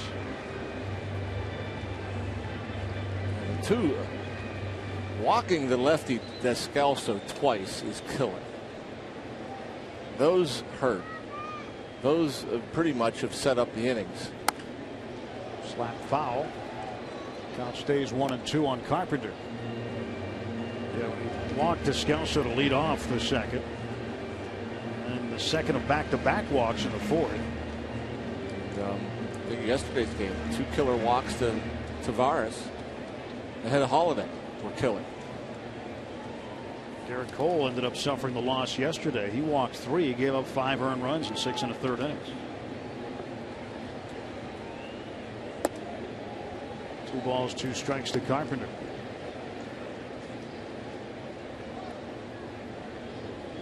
Game 2 of a long road trip. Longest road trip that remains for the Pirates this season. 3 here in St. Louis, then 3 in Chicago, 4 in Philadelphia after that. The Pirates return home for their only homestand in September. Cubs, Red Sox, and Brewers. Strike 3 called. Carpenter down on strikes. There's 1 out for the Cardinals now in the 4th. Carpenter not happy. Let's see what the strike zone says. Perfect pitch.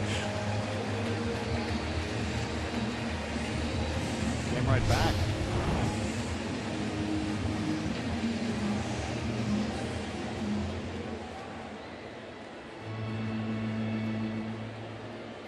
Randall Grichuk 1 for 2.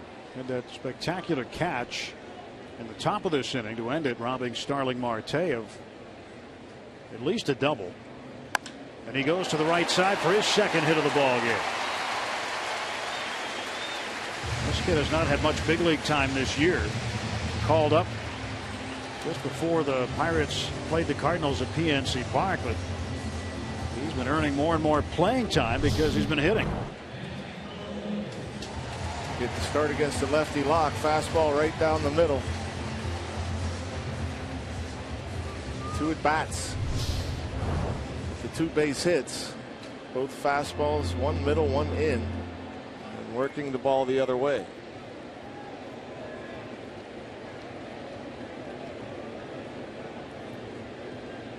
One out, 2 on. Holiday the batter. Ball 1 called to Holiday.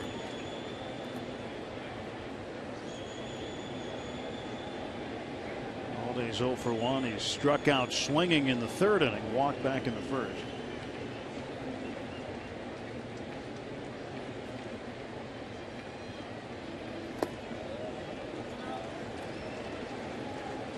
Look at these 2 teams, Rock, and what they have done since Clint Hurdle has taken over as manager in 2011. The Cardinals have just 1 more win in 67 games. 34 and 33 after yesterday afternoon's win. But going into this series, they were dead even at 33 and 33. Tight games. Fairly evenly matched. Compton a pitch away from loading the bases.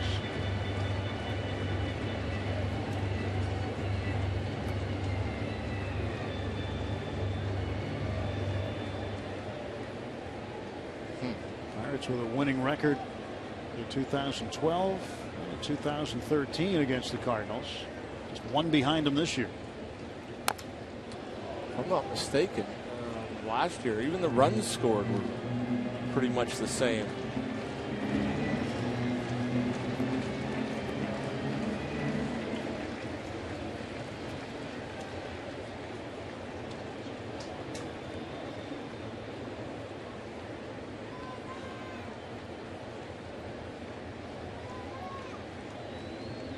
Now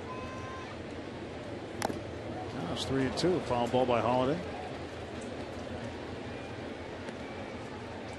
Looking again to do some damage. Loves to hit in these situations.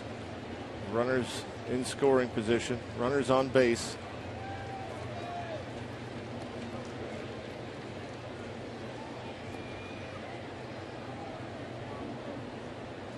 Two on, 1 out, full count to Holiday. Leads the team in grounding into double plays with 18. Compton's pitch to right field and deep. Lambo to the corner. He makes the grab. What a play by Andrew Lambo. The runners stay put at first and second. Lambo going after it and making a great backhanded stab on a slicing ball hit off the bat of Matt Holliday. Had to go a long way. We talked so much about the great speed in the Pirates outfield. Well, Lambo doesn't have Polanco speed or McCutchen or Marte speed, but he has enough speed to chase that ball down. That line drive slicing away from him, and Lambo, good jump, good angle. Gets there just in time.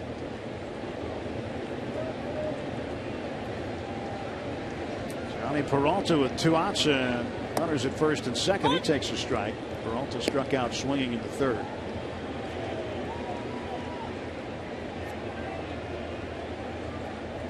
.70 the average for Johnny Peralta. Been a great addition to this Cardinal team, giving them stability at shortstop. It's been a revolving door here in the last few years, and in spite of that, they still have had success.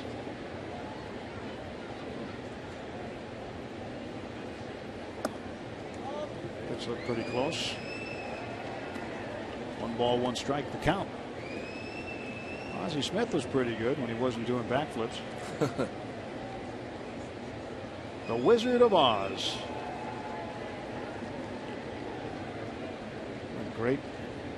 Great fielder he was. Incredible. Peralta out in front, 1-2. He is a St. Louis icon. See him here at the ballpark occasionally. When Ray Miller was the pitching coach for the Pirates, early 90s, he would draw like a baseball diamond, and he'd shade in a big, huge area from about second to third and about halfway into left center field. Said, "Don't hit it here." 1-2 pitch. Peralta takes low and away, 2-2.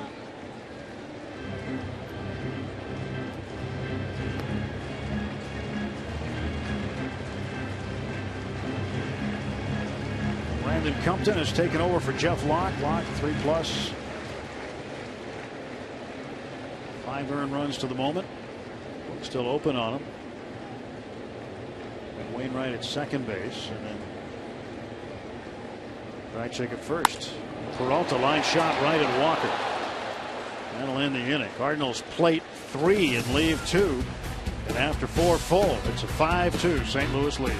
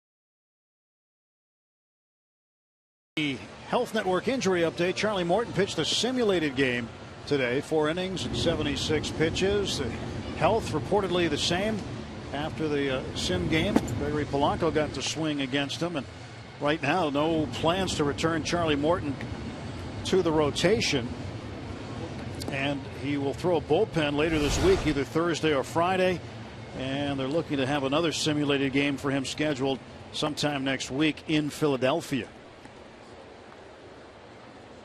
That is the story with Charlie Morton, and the story here, 3-run lead now for Adam Wainwright as we get to the 5th inning. Jordy Mercer will lead off against the Cardinal right-hander. It makes you wonder. I mean, they're just keeping him throwing to get him back in the rotation. They're just keeping him throwing in case they need it. Well, I guess time will tell. Yeah.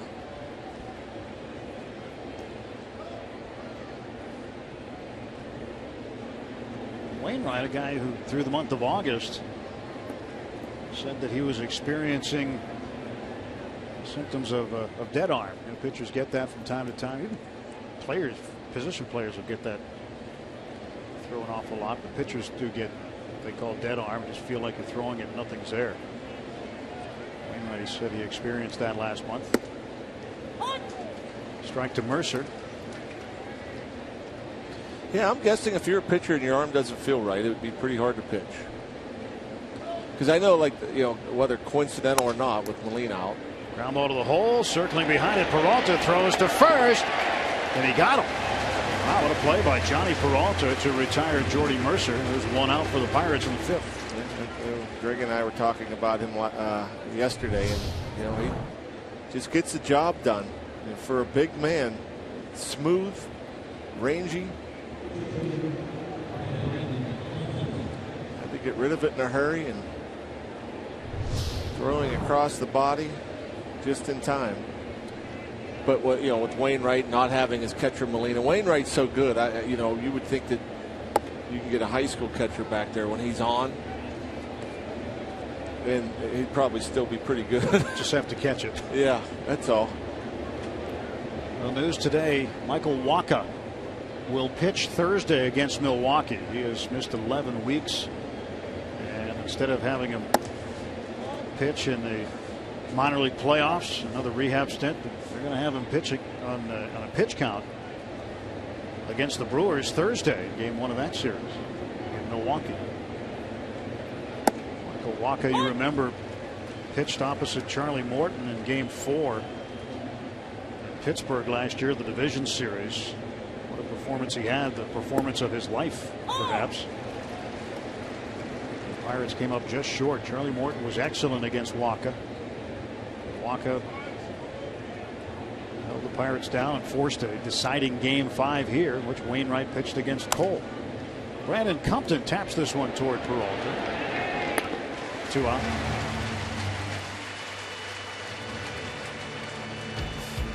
So John Lackey 2-1 since arriving here in St. Louis. Justin Masterson 2-3 with an ERA of 7.90. 11 walks. Masterson has been taken out of the rotation. He'll go to the bullpen, and Lackey's been okay, but it's part of the reason Mike Matheny and the Cardinals want to get Michael Wacha back in the starting rotation for St. Louis. Pirates had Lackey on the ropes. John Mozeliak, the general manager, who brought in both Lackey and Masterson through trades, but one of the few years for the Cardinals that they don't find some gem from their farm system to come out and do great things. It seems year after year they have somebody, so they had to go out and make some moves. And Lackey, he's had a couple decent games, pitched well against Pittsburgh last week, but overall not great. Masterson has not worked out. But it seemed year after year the Cardinals, you know, whether they had injuries or whatever, they'd call somebody up, and whether it be Walker or Shelby Miller. Josh Harrison to center field. He's got himself his second hit. Josh 2 for 3.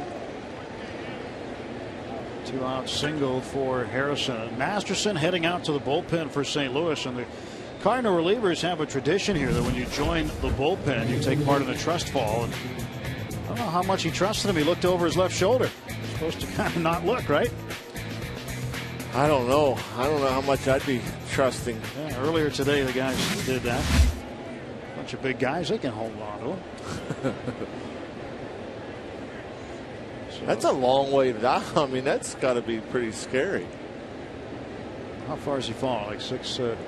Wasn't he standing on the bullpen fence? That was the wall down the right field line here at Busch Stadium. Wow. About the same height. Yeah. It's called a team building exercise. Yeah. I guess you can't team build without it. 0-1 to Lambeau. Fouled it back.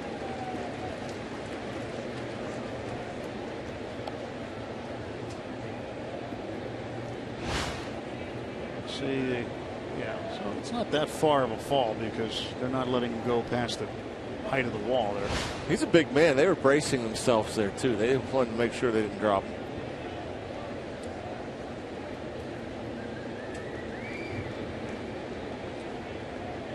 Lambeau ready for the 0-2. Wainwright's pitch. Foul back. We should do that. Broadcasters. Yeah. Team build.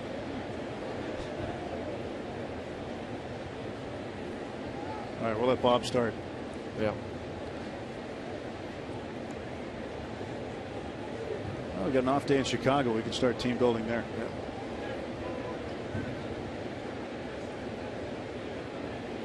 Nothing in 2 to Lambeau. Bounced at the plate. Well, Lambeau certainly has the power to get the Pirates right back in if we can get Wainwright to make a mistake.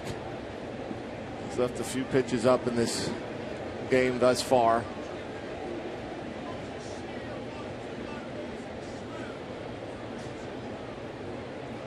Wainwright, 3-time All-Star, getting ready to deliver the 1-2 pitch. Lambeau chops it foul. Molina can't hang on to it. Lambeau's average at .313 currently.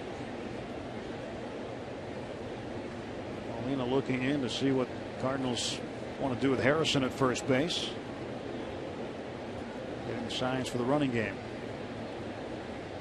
1-2.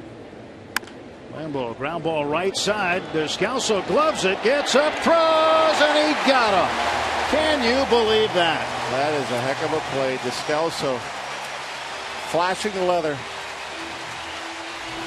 Daniel Descalso with a gem of a play retires the Pirates in the top of the 5th.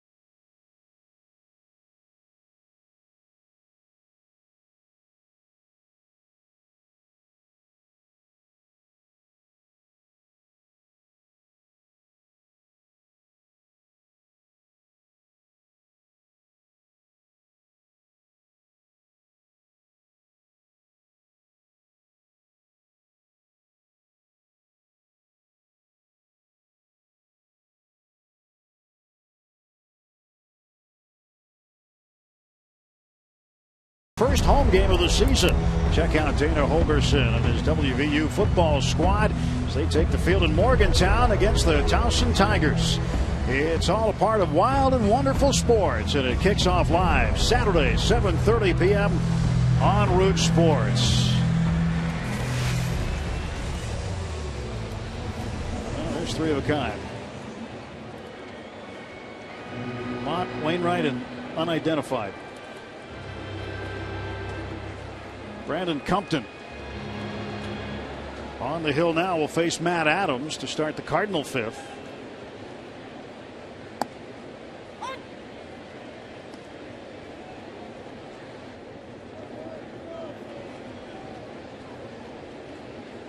Oh, 1 pitch now to Adams.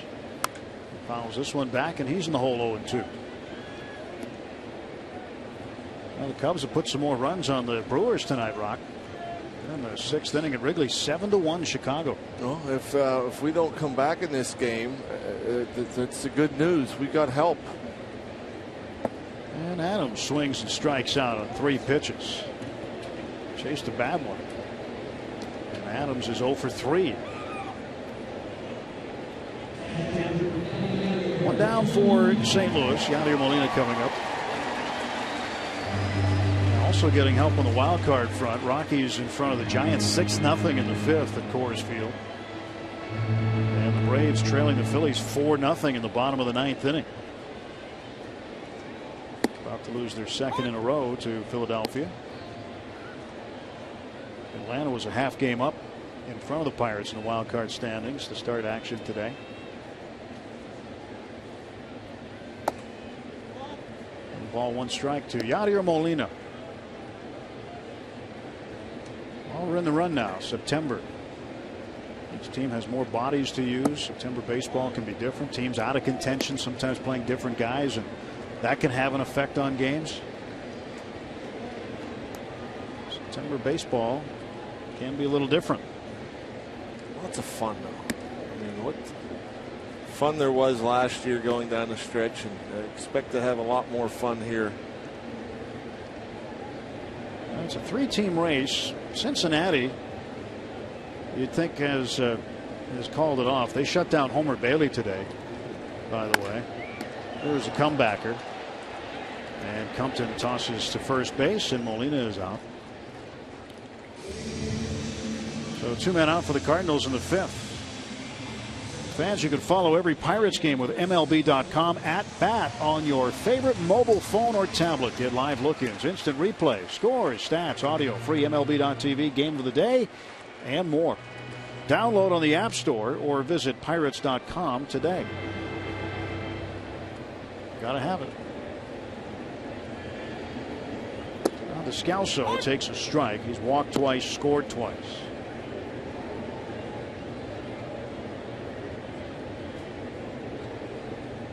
Made a great play to retire Lambeau and finish the Pirates off on the top of the inning. Great play, too, because big man was going to come up. And Andrew McCutchen, who would have represented the tying run if that ball would have got through.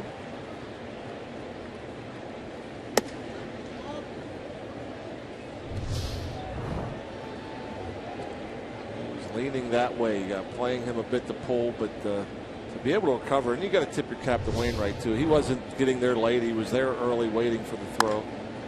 1-2 ground ball, backhanded by Davis. He'll take it himself, and he wins the foot race. And Compton retires the Cardinals in order in the bottom of the 5th inning. McCutchen leads off.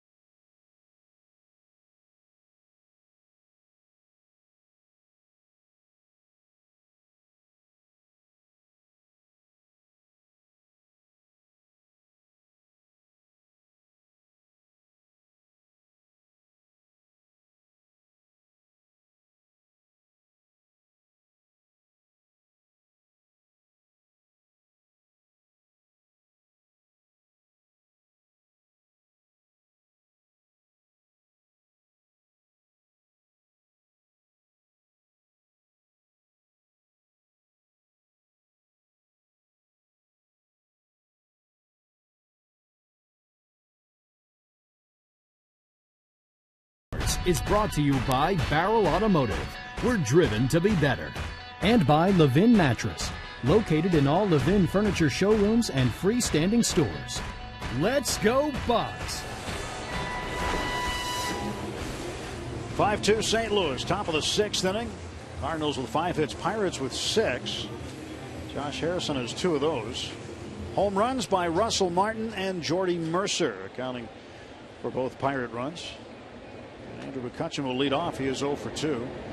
Gregory Polanco back today from AAA.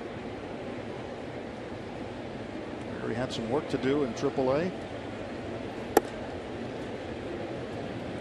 Results a little mixed. at the plate while with the Indianapolis Indians, but continued to work earlier today. Worked in the sim game with Charlie Morton. He's one of the hitters. Pirates are going to look for spots to get him in games now.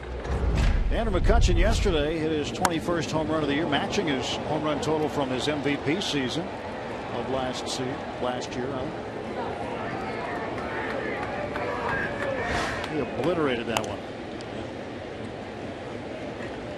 Wainwright doesn't want to give him any fastballs to hit. A couple breaking balls cued off the end of the bat.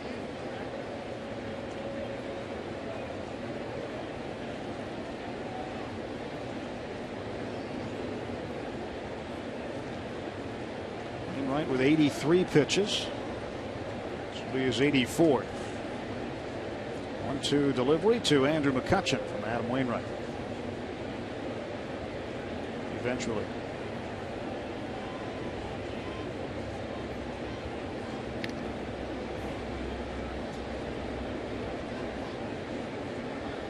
And they can't get on the same page.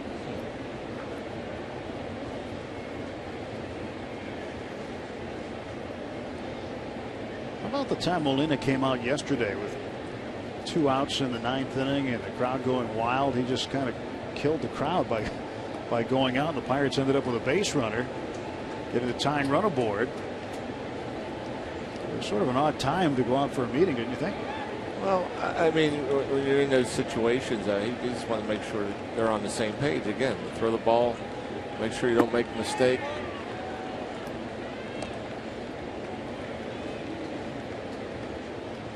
Not often are you going to question that guy, though. No. What he has shown he can do. Best in the business. Sets up inside. And McCutchen takes inside for ball 3. Tried the front door breaking ball.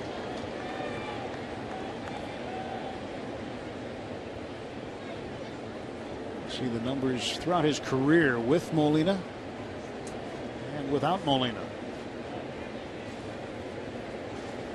Strike 3 called. McCutchen took it. He's 0 for 3. Went back to it. Same pitch. Front door slider. Just missed with it in. UPMC Sports Medicine strike zone. Didn't mean to do it. Molina was set up outside.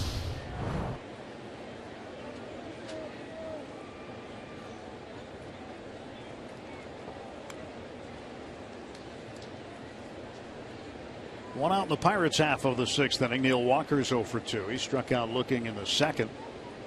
Grounded out to Matt Adams in the 4th. Strike 1 to Neil. St. Louis this season. Neil is hitting .250, .271 overall this season. 18 home runs. He's extended his career high in a single season. And a slowly hit ground ball to Descalso. 2 men out.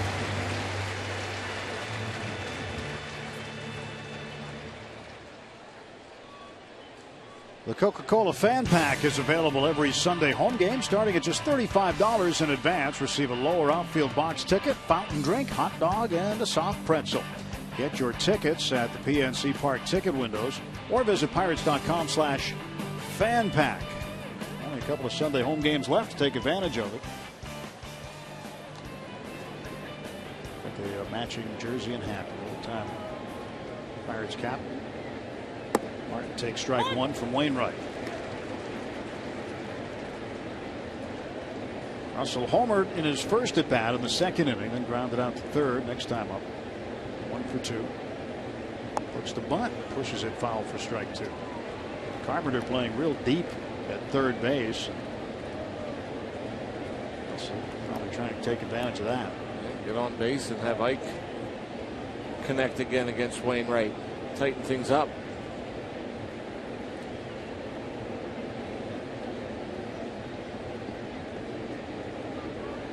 0-2 pitch.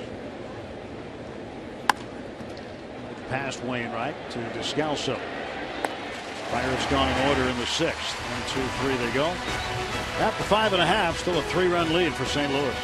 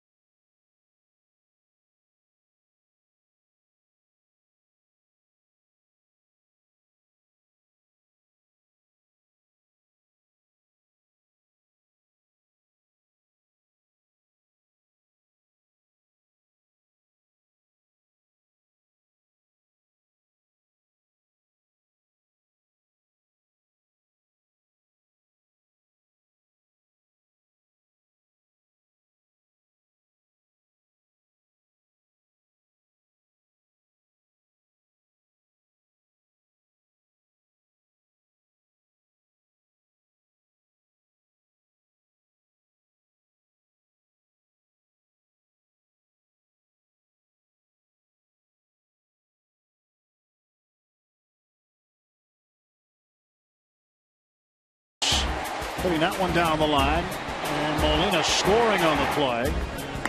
Gave him a 3-2 lead, and then Wainwright cues this one into center field, scoring to Salso and Burgess, and that was the game changer, making it a 5-2 lead for St. Louis.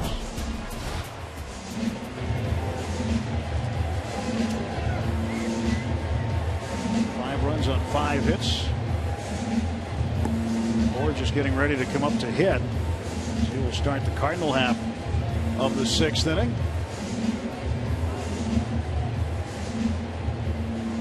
Yesterday afternoon in the opener, the Cardinals would win a 1-run game. It was the 4th straight 1-run game the Pirates had played. A game in which the Cardinals came back with 3 in the 7th. Disappointing loss yesterday. After the Bucs scored 3 in the first 2 innings, got another in the 7th on a home run by McCutchen. Had a 4-2 lead, it wouldn't hold up. Lost 5-4. Now the Cardinals with 5 runs on the board again.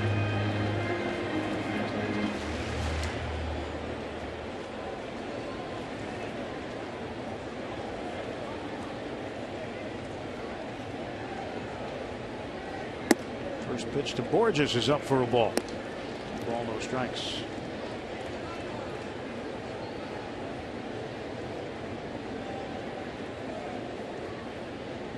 Here's the 1-0 on the way, and Borges takes inside. 2 balls and no strikes. Wainwright on deck. He's right around the 90 pitch mark, and you're talking about the dead arm. You wondered maybe get him out of there early. Guess they're not that concerned with the dead arm. Maybe it's not dead anymore. He said recently he felt like he didn't have those same symptoms that he suffered in August. In September, throughout his career, Wainwright is 17-9. And the Cardinals have one of the better winning percentages during the month of September and into October in the regular season. Borges takes a hack at that one that was up 3-2.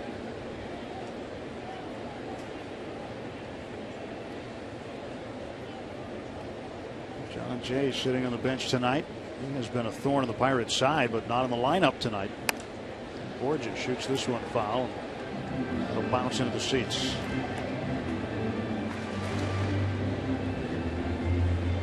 John Jay hit a triple yesterday, made some fantastic defensive plays. But Mike Matheny didn't start him tonight against the left-hander Locke. Payoff pitch. Bouncer to Jordy Mercer. 1 out.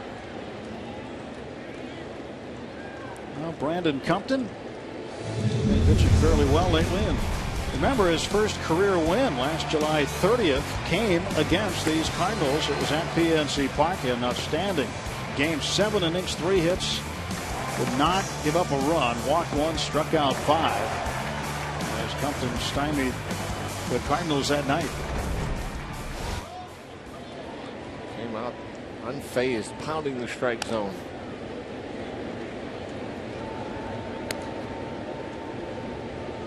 Wainwright fouls it back for strike 1.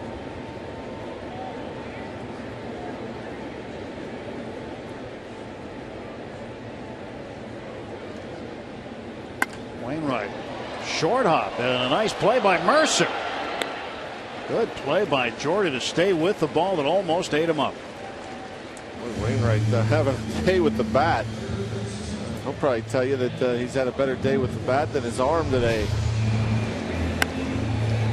Ball hit right on the screws. That's a great play by Mercer. A tough little hop to deal with.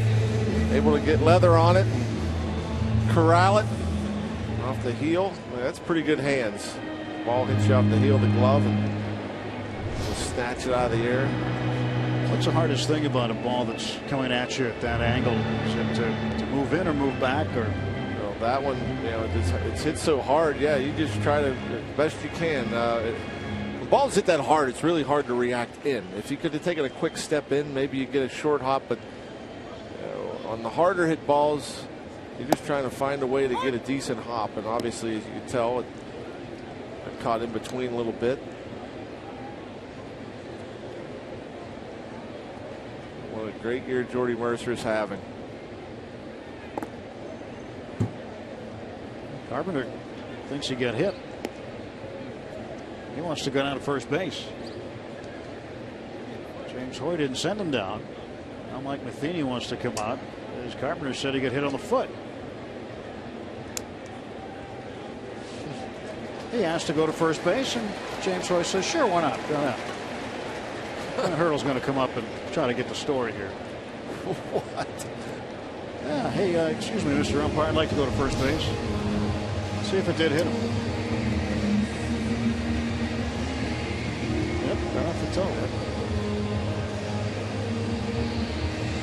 The umpire wasn't going to call it. I mean, he didn't make a call right away.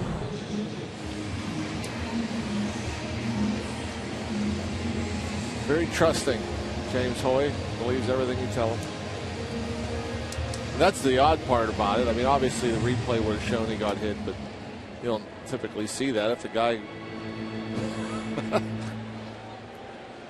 usually when a batter tells you something, umpire will say, no, that's not how I saw it. Randall Grichuk has got 2 hits.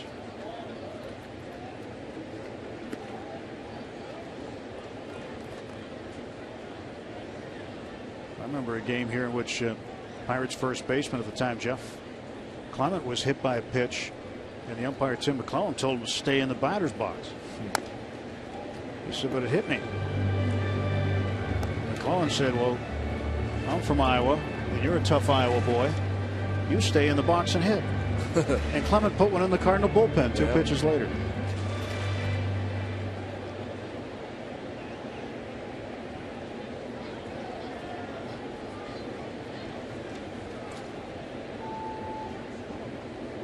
Two outs, Carpenter aboard. Go over there.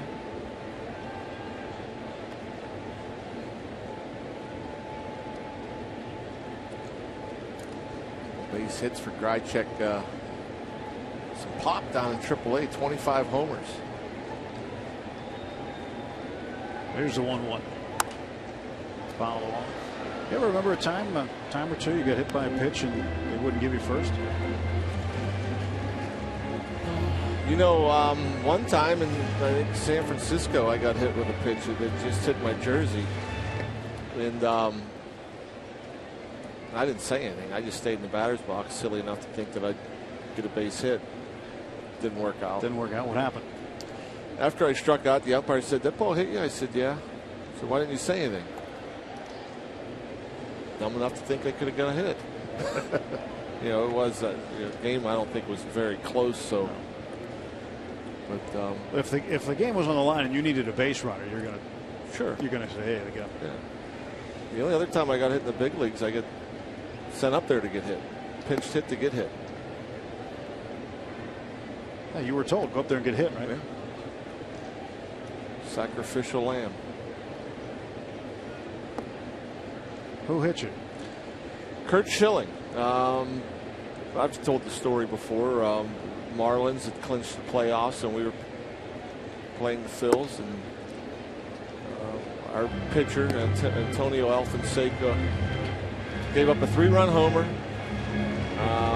hit Scott Rowland in the back with the very next pitch, and just about when the ball hit the ground, Leland looked over and said, "Rock, you're leading off next inning. Take a 2-flapped helmet, catching gear." 2-2 base hit for Grichuk, his 3rd hit of the game. And he likes to go the opposite field. That's 3 to right field for him. Which is interesting for a guy with power. I mean, usually you see these guys with power up there, they're swinging big aggressive hacks, looking to lift and separate. Grichuk content to go the other way.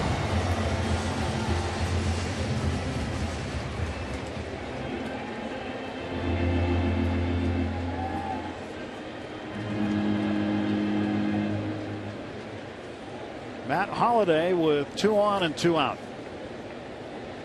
Holliday 0 for 2 with a walk tonight.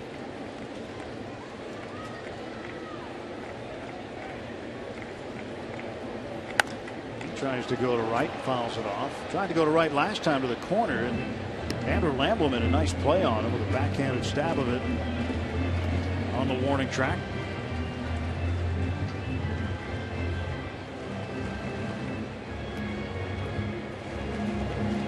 Probably nobody happier to get another chance in the big leagues than Andrew Lambeau. Didn't work out for him in spring training and called up and has been playing every day since his call up.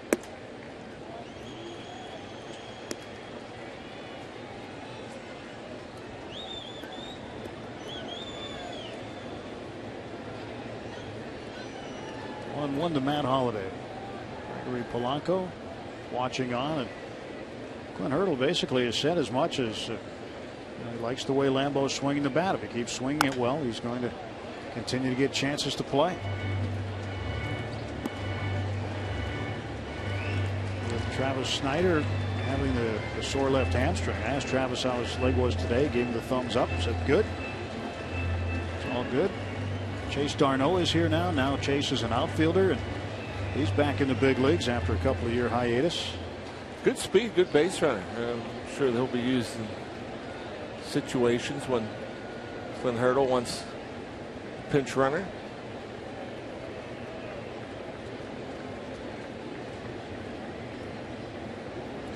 Greg brought up yesterday about Lambeau. If Lambeau doesn't get hurt, we don't know if Jay Hay's an everyday player.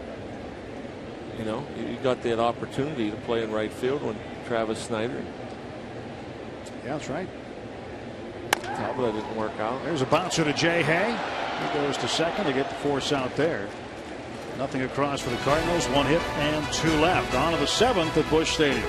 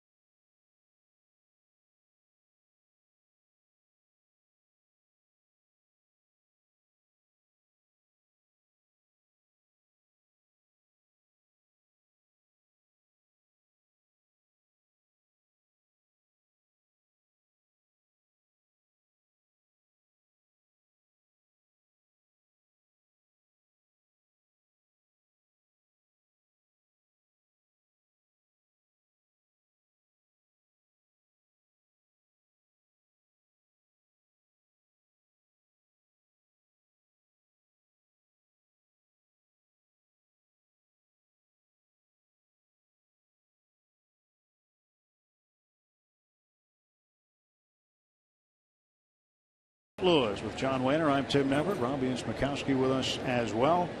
Ike Davis will lead off against Adam Wainwright. Wainwright with 91 pitches through the first 6 innings. Davis, Marte, and Mercer. Bucks down by 3 runs, trying to find a way to crack that scoreboard again. Hits are even at 6 apiece. Wainwright's windup and the pitch. Ike takes a strike.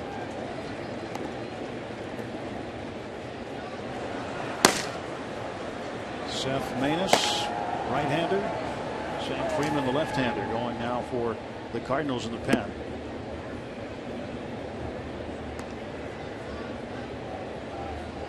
One ball and 1 strike.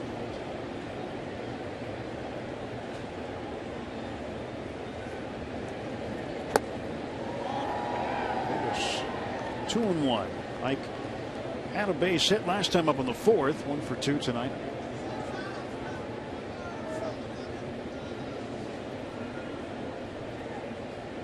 2-1 pitch.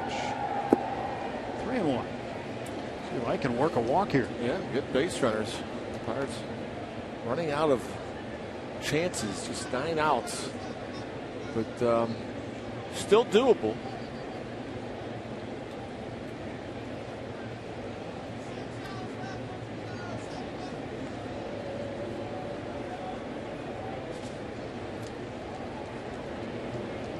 Guess as Ike will see a fastball away.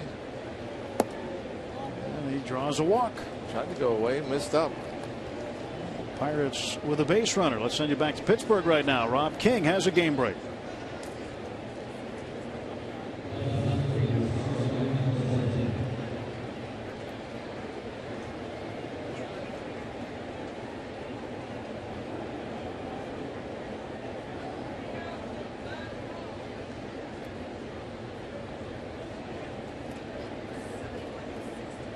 Atlanta has had a run scoring drought, like 1 run I think in the last 3 games or something like that. It's been very difficult for the Braves to score runs. That's the kind of offense they have, though. I mean, they've got a bunch of power guys. They hit a bunch of home runs. They strike out a lot. Unfortunately, when they came into Pittsburgh, they were swinging the bats well. But you catch them at the right time, they're going to struggle to score runs. Catch them at the wrong time, they're banging the ball out of the ballpark. Was it you, by the way? Or no, I think Adam was telling me Freeman yesterday, not Freeman, Hayward in the no-hitter yesterday had 3 stolen bases. Weird as that. Really? Yeah, that's crazy. Pitch outside to Marte, and it's 2-0. John Axford loosening up for the Buccos.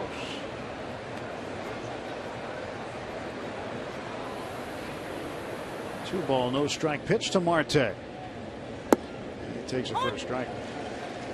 Pitch caught the plate down and in on. Marte 0 for 2, robbed by Randall Brichek in right field in the 4th inning. This will be the 100th pitch of the ball game for Wainwright. And it's hammered deep to left field. Way back it goes. It is gone. A home run for Marte. Put it in the same spot McCutchen hit his yesterday. Home run number 10 for Marte. An absolute bomb. And now it's a 1-run ball game. The Pirates have homered off Wainwright 3 times tonight. As amazed as I was at McCutchen's home run yesterday in that Big Mac land, and how hard it was hit, how fast it got up into those seats, Marte does the exact same thing. Gets another little slider from Wainwright and absolutely crushes it. He knows it right away. Marte knows it right away. We got a brand new ball game. Just 1 run. Hey, it's very doable. Nobody else here in the 7th. Well, this ties a career high for Adam Wainwright, allowing 3 home runs in a game. He hasn't allowed 3 home runs in a game since June of 2010. So Marte rounds the bases. It's a 1-run game. Pirates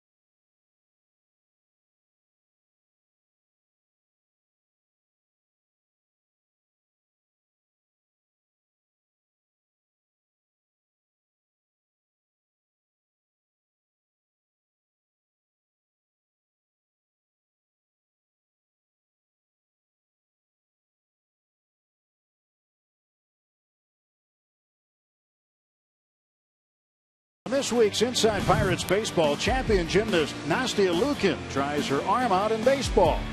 Starling Marte breaks out of the plate at just the right time, and there's much more to see on Inside Pirates Baseball, presented by Allegheny Health Network tonight after postgame on Root Sports.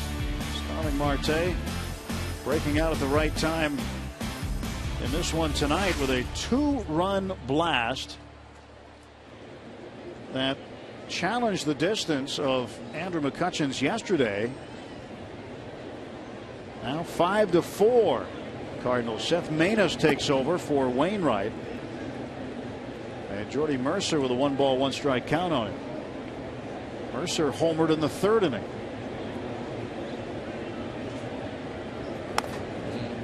They're saying that one traveled 441 feet. How is that possible? I don't know. It looked like it was farther than McCutcheon's, which would have beaten Paul Goldschmidt's for the longest by an opposing player in this ballpark, but whoever estimates it said 441 feet. McCutcheon's was 454.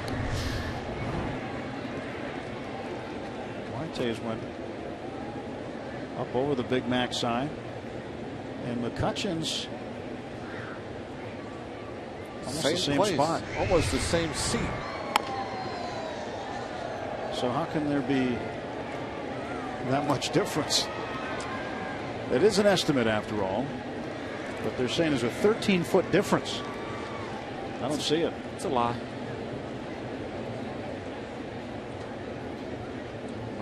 Marte had Mercer catching him in home runs and RBIs. They were tied until that 2-run blast.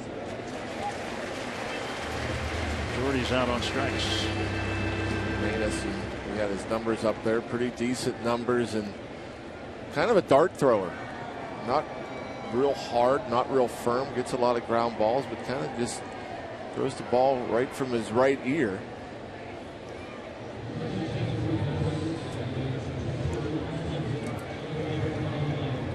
Gregory Polanco stretching out. He's coming to the plate. Well, if you've hit one up there, you know you've gotten a hold of one. Yeah. Hit it up there with 2 all-beef patties and more.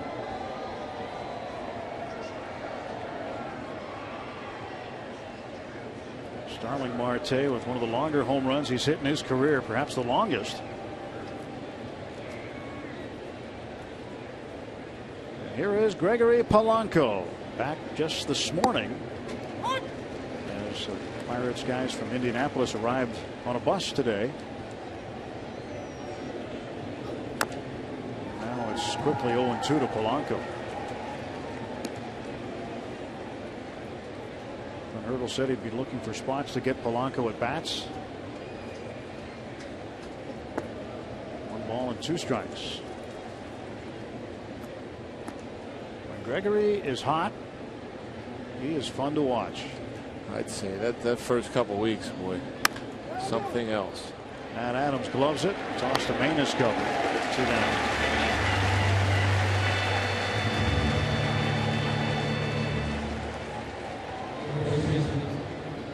Hitting major league pitching is very, very difficult. And Polanco did make it look very easy. Came up, he was hot, right in that lineup, took off. But like every other major league player, or every player anywhere, hitters slump.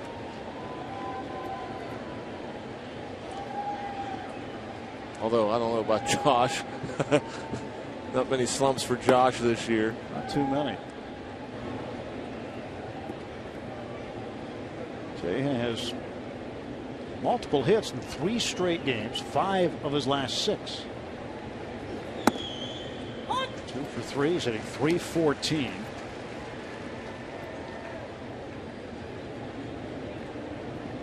And Morneau tonight 1 for 3. He is at .311. So right now Josh Harrison is the National League leader in batting average. Nothing to add on. Giants have put a couple of runs on the board. It's now 7-4. Colorado in front, top of the 6th.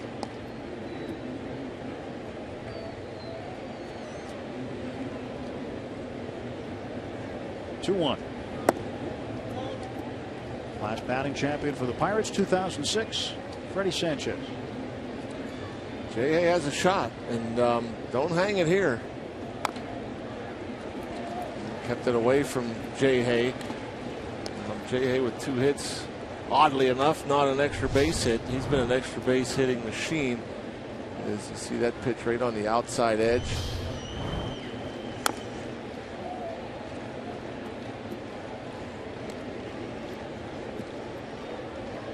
Well, not only will we be scoreboard watching for you every night, we'll be checking on what's happening in the race for the batting crown now as well.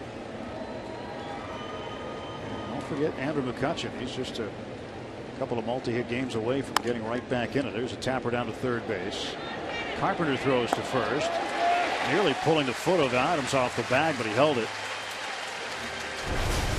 Pirates get 2 runs as Starling Marte demolishes this one into Big Mac land.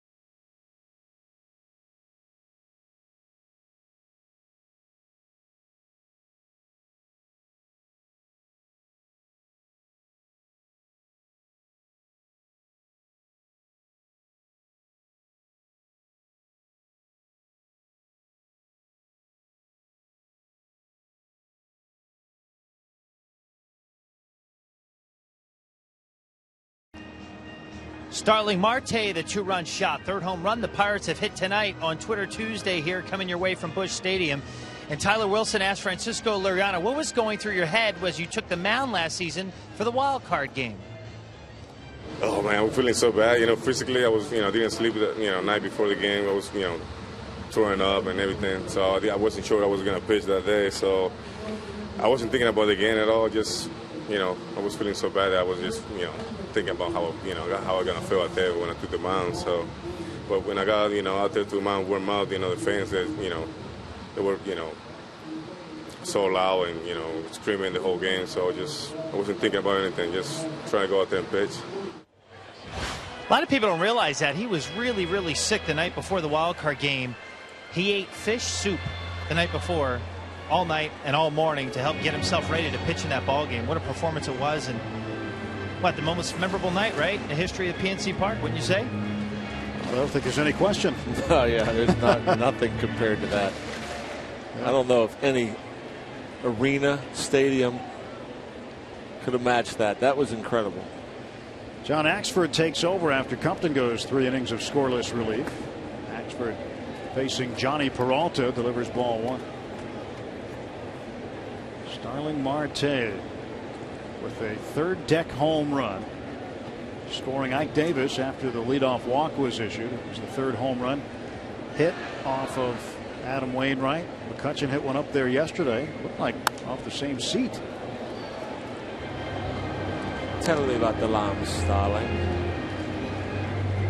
Every time, what? I think of that all the time. Silence of the Lambs. Agent Starling. You like to have Chianti with your farmer beans? Oh, need a 0. That was a big home run.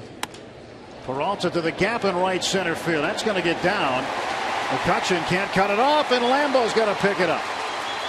In with a double is Peralta.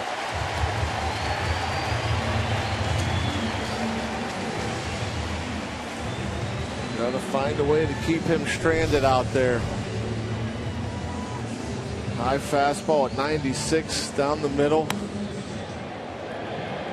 Didn't get all of it, but split the two outfielders perfectly. Would have been a double anyhow, even if Andrew's able to come over there and glove it. Peralta would have got to second safely.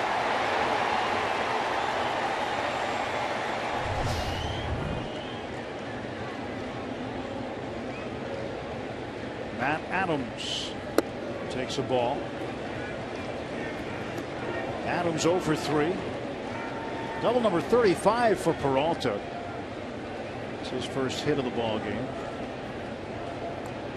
First hit of the series.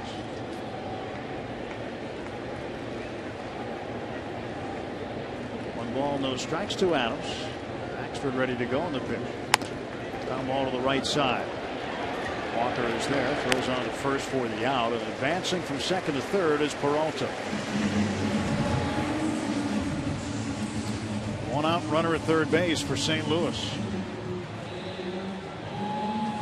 Take a look at our AT&T fan photo of the game. Hashtag Bucks fan photo to keep those submissions coming. And he's got the pirate ship bed and the Jolly Roger overhead. It's a nice photo. Well, the Cardinals have done that well this game. The little things, advancing runners, getting them in. Gets away, and here comes another run. And that's a huge run for the Cardinals, because I guarantee you in that dugout they were feeling a lot like the Pirates did last night. This Cardinal team had chances to have even bigger innings than they had. They had the bases loaded, one out. The first, they didn't score. In the fourth inning, they left some runners out there. Could have opened it up, and now they get the leadoff double. Adams gets him over. The wild pitch brings him in. It's a big run. And the Cardinals now with a 6-4 lead. 1-0 to Molina. That's a strike. One ball and one strike to Yadier Molina. 0 for 2 with a walk and a run scored for Molina tonight.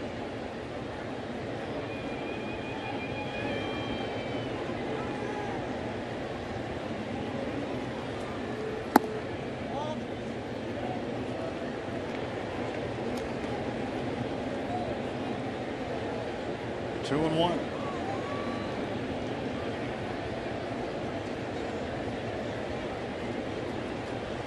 2-1 pitch. There's a swing and a miss. Molina now with an even count, 2 balls, 2 strikes.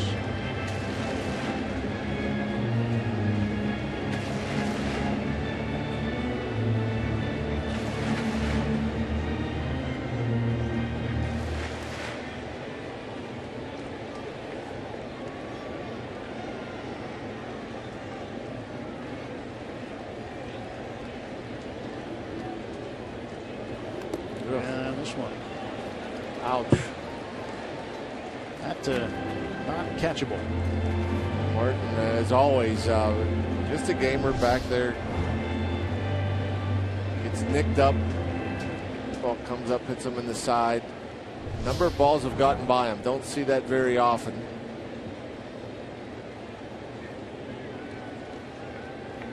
Payoff pitch now. Molina got a piece of it, fouled it back.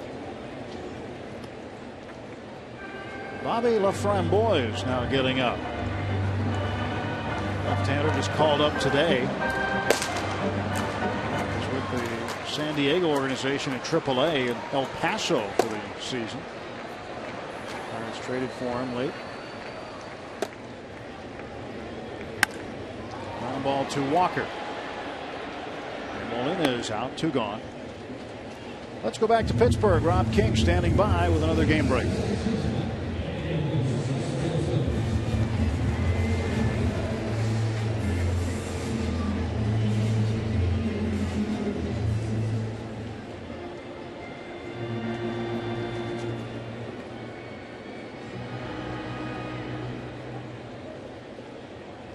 Well, that would be a big loss for the Cubs, certainly.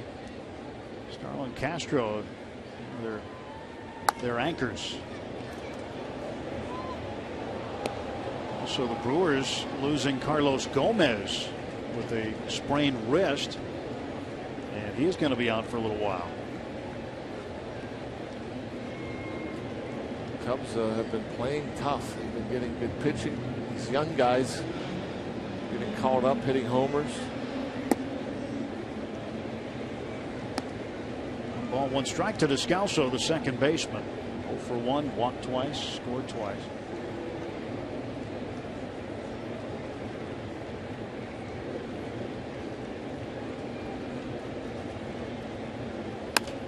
He lifts this one in the air to shallow center field. Out is Jordy Mercer. He'll make the catch, and that'll do it for the Cardinals in the 7th. They do get a run on 1 hit, 6-4 at the end of 7th.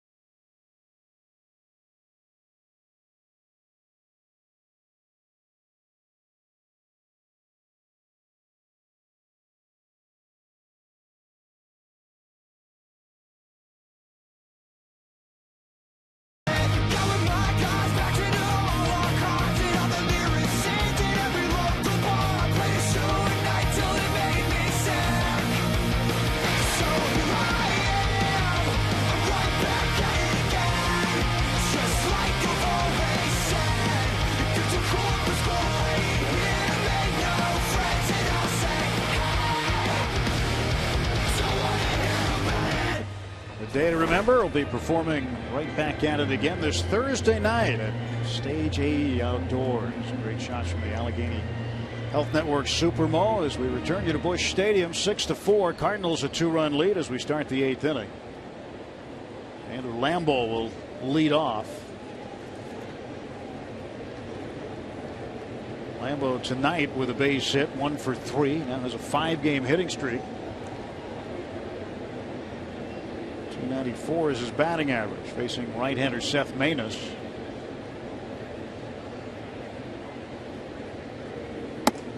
Those need a base runner. That's what happened in the 7th. Ike Davis drew a walk, and then Marte hit the home run.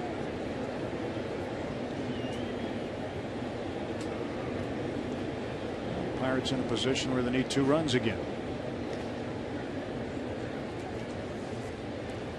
On 1 pitch.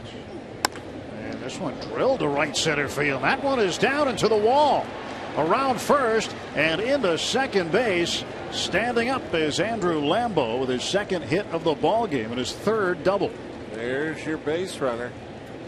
And now you got your MVP up representing the tying run. It's a fastball, center cut. I guess it's a fastball. It looked straight, 84. The previous fastball, 89. So maybe just took a little off, or not sure, but Lambeau doesn't miss it. Double number 3 for Lambeau. Cutchin takes outside. Cutch 0 for 3 tonight. Carlos Martinez in the Cardinal pen warming up. Oftentimes we see Pat Neshek, the All-Star, sidewinder this inning, but not seeing him tonight. His Kutch is now 0 for 4. Grounding out to Carpenter. Lambeau unable to move up.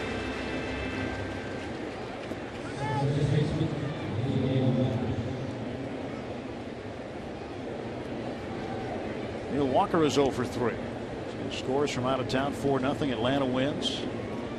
That's over the Marlins. Cubs leading the Brewers late. Rockies 3-run advantage over the Giants. Playing old school ball over there in Coors Field. Bunch of runs yesterday. That walk-off went 10-9. Yeah. That's what it always used to be. Call those a Coors Field classic. The double digits, runs scored. 0-1 to Neil Walker.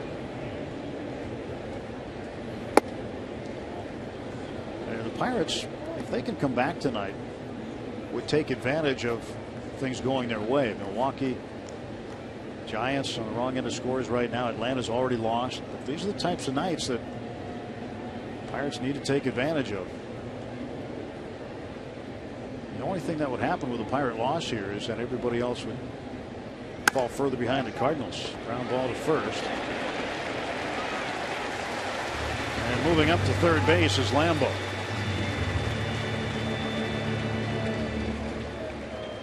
See if Martin can at least get one of the runs back. And as good as anybody. Runners in scoring position. Pirates have one more game with the Cardinals left in the regular season. The Brewers have 7 left with the Cardinals. That ought to be interesting, especially as they go into Milwaukee now for a 4-game set starting Thursday without Carlos Gomez, a leadoff man and center fielder. That will be a big series as far as who's going to take control of the Central Division. And it always helps Pirates when you've got 2 teams ahead of you battling it out. You win, you gain ground on one of them every night. You lose, you lose ground to one of them. Martin homered in the 3rd inning. I beg your pardon, in the 2nd. But the Pirates on the board made it a 1-0 game then. His 8th home run of the year. 0-1. Lambeau, the runner at third base.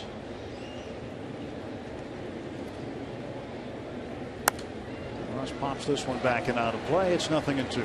Manus, both those first 2 pitches missing. Molina on that one set up away. That pitch here, Martin wants back.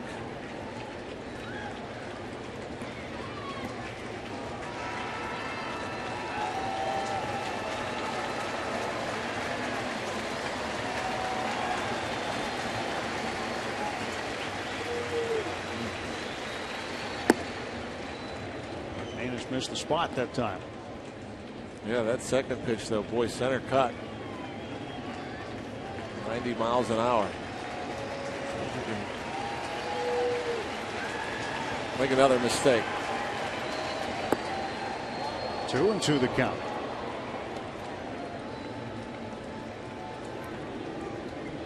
Gutsy pitch right there. Changeup. Right on right. Runners in scoring position this season. Russ hitting .385.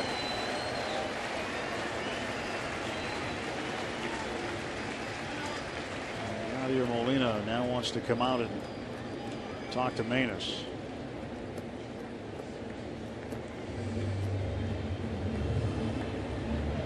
Lillquist, the pitching coach. Descalso, I guess, wanting in on the conversation. That's what's really changed about the game. There are so many conversations on pitcher's mound anymore. Twice here to one batter.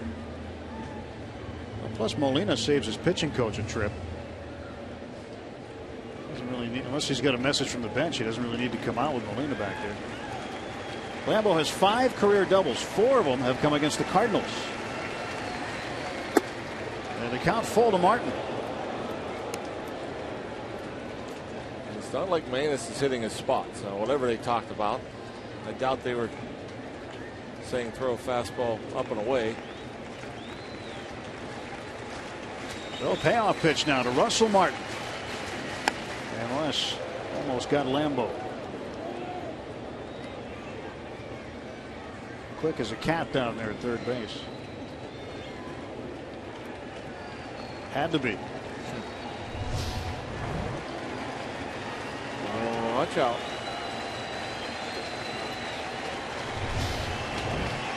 Three balls, two strikes. Struck him out.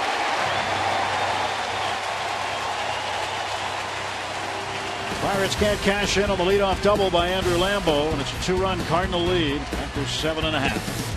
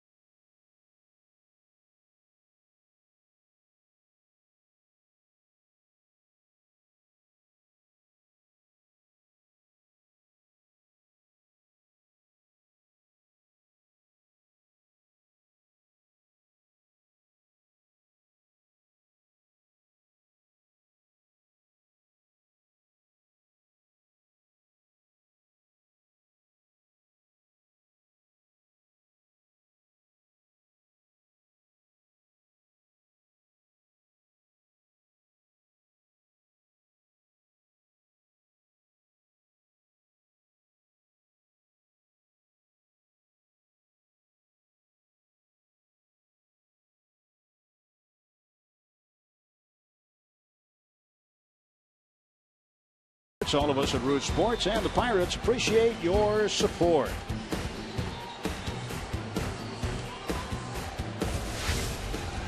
(6-4) Cardinals with the lead. We go to the bottom of the 8th inning, and making his major league debut, John Holtzcomb, who had 2 stops in independent ball this year, began the season with Amarillo. Also pitched 1 game with San Angelo in the United League. Amarillo's in the American Association, both independent leagues. Was signed by the Pirates as a minor league free agent in June and was in Altoona in Double-A. Was promoted to Indianapolis on the 5th of July.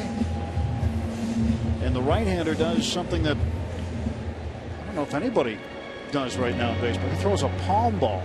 Yeah. I tell you, I can't imagine the nerves. Lives in Rancho Cucamonga, California. 6'9" and 240. What a long road. So Holtzcomb's first pitch as a major leaguer comes to Peter Borges, and it's inside for a ball. 6 miles per hour. His father was born in New Zealand, and he got to pitch for the New Zealand national team in the 2012 World Baseball Classic qualifiers.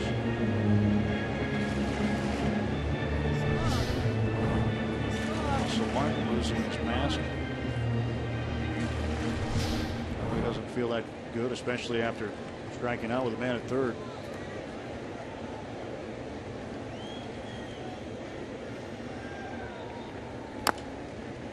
Dribbler foul. But Holtzcomb Played college ball at Salt Lake Community College. And originally signed by the New York Mets. But this is his major league debut here tonight in St. Louis. Nerves or no nerves. Out in the strike zone. Got late movement on that fastball too. Looks like it cuts. He's got a good cutter. That's part of the scouting report for Holtzcomb. And at 6'9", throwing downhill, and at 96 miles an hour, it's tough for any hitter. And Borges strikes out. Ball gets away from Russ, and Borges going to be on. What a tough night for Russ. You just don't normally see this many balls skip away from him. A couple of wild pitches and a pass ball. And even though Holtzcomb got the strikeout, Borges is at first. Well, maybe he could strike out 4 in his major league debut. That's cutter. Oh, that's a breaking ball. Russ just thought it was going to get there. Went with the pick. And how about that? That's just kind of interesting. Don't see that very often. First career strikeout, a wild pitch, a base runner. They went and got the ball and threw it to the Pirates dugout.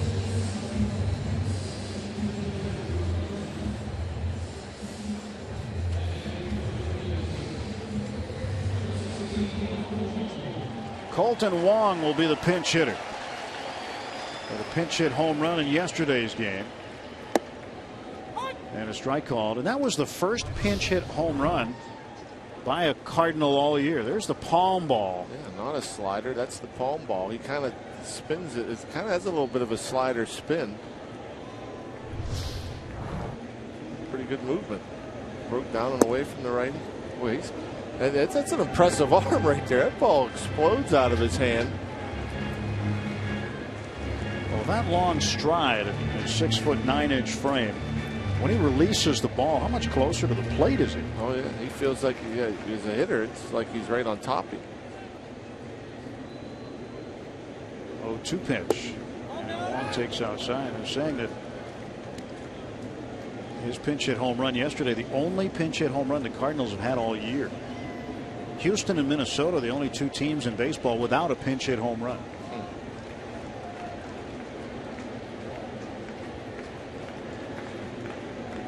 First, Borges back. 26-year-old John Holtzcomb in his big league debut.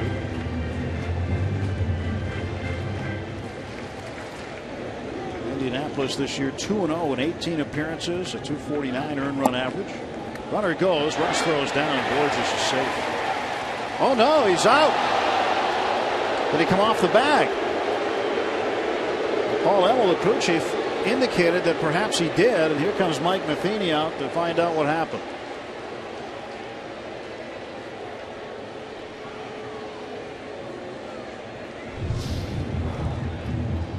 Obviously, he beats the throw.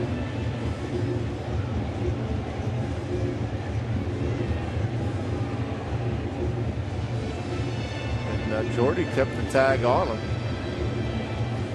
Borges looked like he had the toe of his right foot on the back of the bag. Hard to see if it was touching from the angle we showed you, but let's take a look at a different angle in the Allegheny Health Network Super Mall.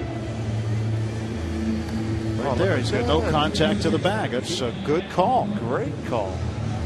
That's a nice job by Jordy keeping the tag on him. I kind of wanted to see 4 strikeouts in a big league debut, but we'll take it. So 1 out, now 2 outs on the strike him out, throw him out. And Carpenter the batter.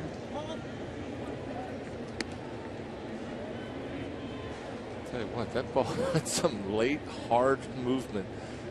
That's some kind of cutting fastball. 6 feet 9 inches, and then standing on top of a 10-inch mound. 60 feet 6 inches away. You're probably about what, 57 feet, 56 feet by the time he releases it. I think he's closer than that, actually. It takes you about 12 feet to actually pick up the ball. once it's released. Got a little help there. 2-1 to Matt Carpenter. Holtzcombe's pitch. Strike two.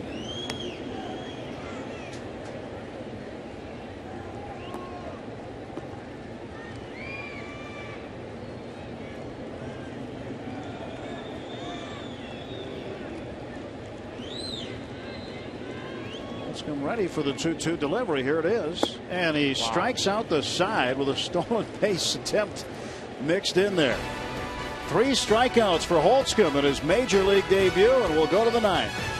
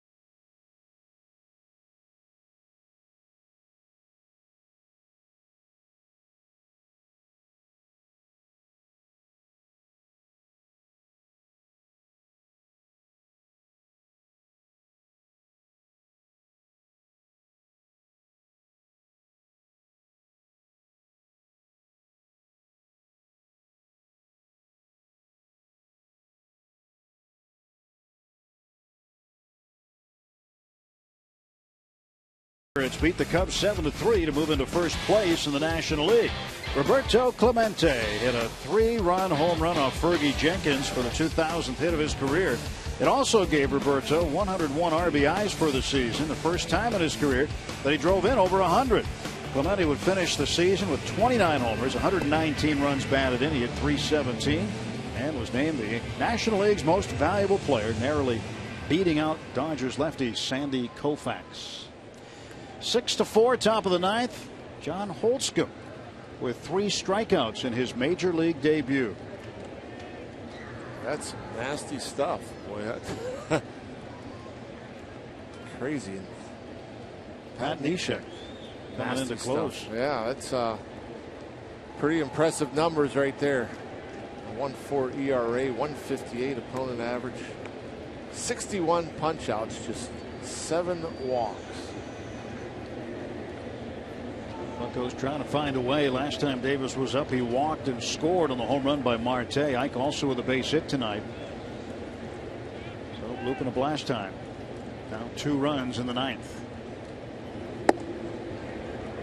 Ball 1 to Ike Davis.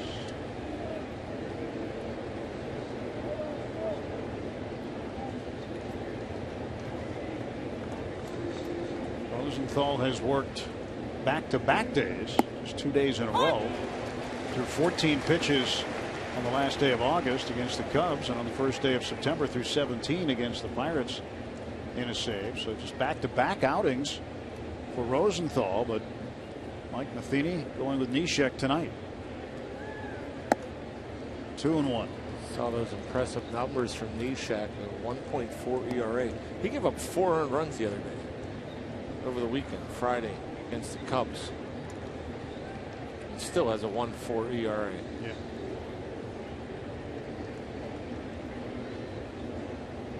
Neshek, first-time All-Star this year. Davis rips it on the ground to the right side to Scalzo in the outfield. Goes on to first to retire him. There's 1 out for the Pirates in the 9th inning. Take a look at the road ahead for the Pirates, brought to you by Nissan. Edinson Volquez will get the start for the Bucs tomorrow. It'll be his first time back at Busch since his masterful performance right before the All-Star break when he threw his second career complete game. Redbirds will have Shelby Miller on the mound. He is 2-6, a .498 ERA against the Pirates. Polk has 11-7 on the season. Miller 8-9. Holtzcomb and his new pitching coach Ray Searage having some good words.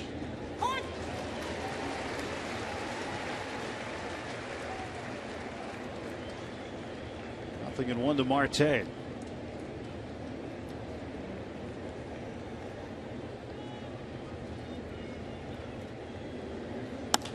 Marte hits it up in the air to right field. And there are 2 out.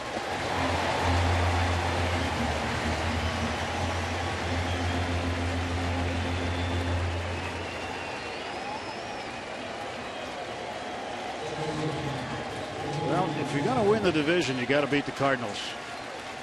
And here they are in September, alone in first place.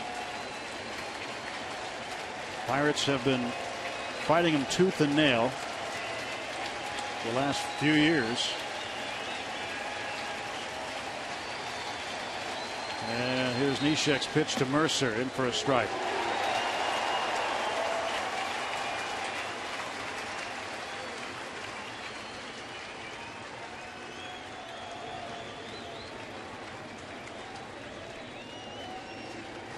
Nothing in 1 to Jordy. Jordy homered in the third. 1 for 3. 1 ball, 1 strike count. Bucks down to their final out.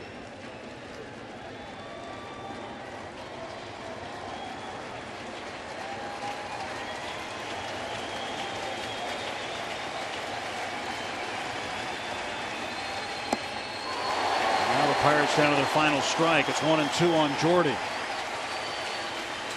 Funky delivery. Is so strange. You don't see much. He's probably never seen any pitcher throw like that before. And looks like it's much harder than the velocity suggests. And a 1-2. Fouled off. Cardinals hang on here. They'll take a 2-game lead, a 1.5 game lead until the game is over. But it looks like the Cubs have the Brewers in hand. Pirates will drop the 4 back to the Cardinals. 1-2 to Mercer. Popped up foul and out of play. Staying alive.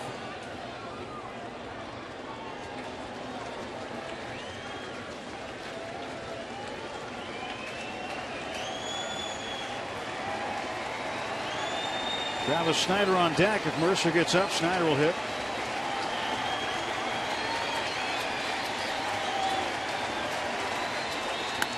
And a ground ball to second. Descalso throws him out, and the Cardinals have taken a 2-game stun lead in this series. They've won the series, and the Pirates a chance to salvage a game tomorrow. The Neshek finishes up tonight and preserves the win for Adam Wainwright. Jeff Locke will take the loss, and the Pirates now go to 71-67. It'll be 4 back of the Cardinals. Yeah, bottom of the lineup for the Cardinals. Pitcher Adam Wainwright not only probably again hit better than he pitched. He gives up 3 long balls, but the 3 RBIs, a big productive out in the second inning. Got a guy in, got a guy over, then the 2-run base hit. And that's the story.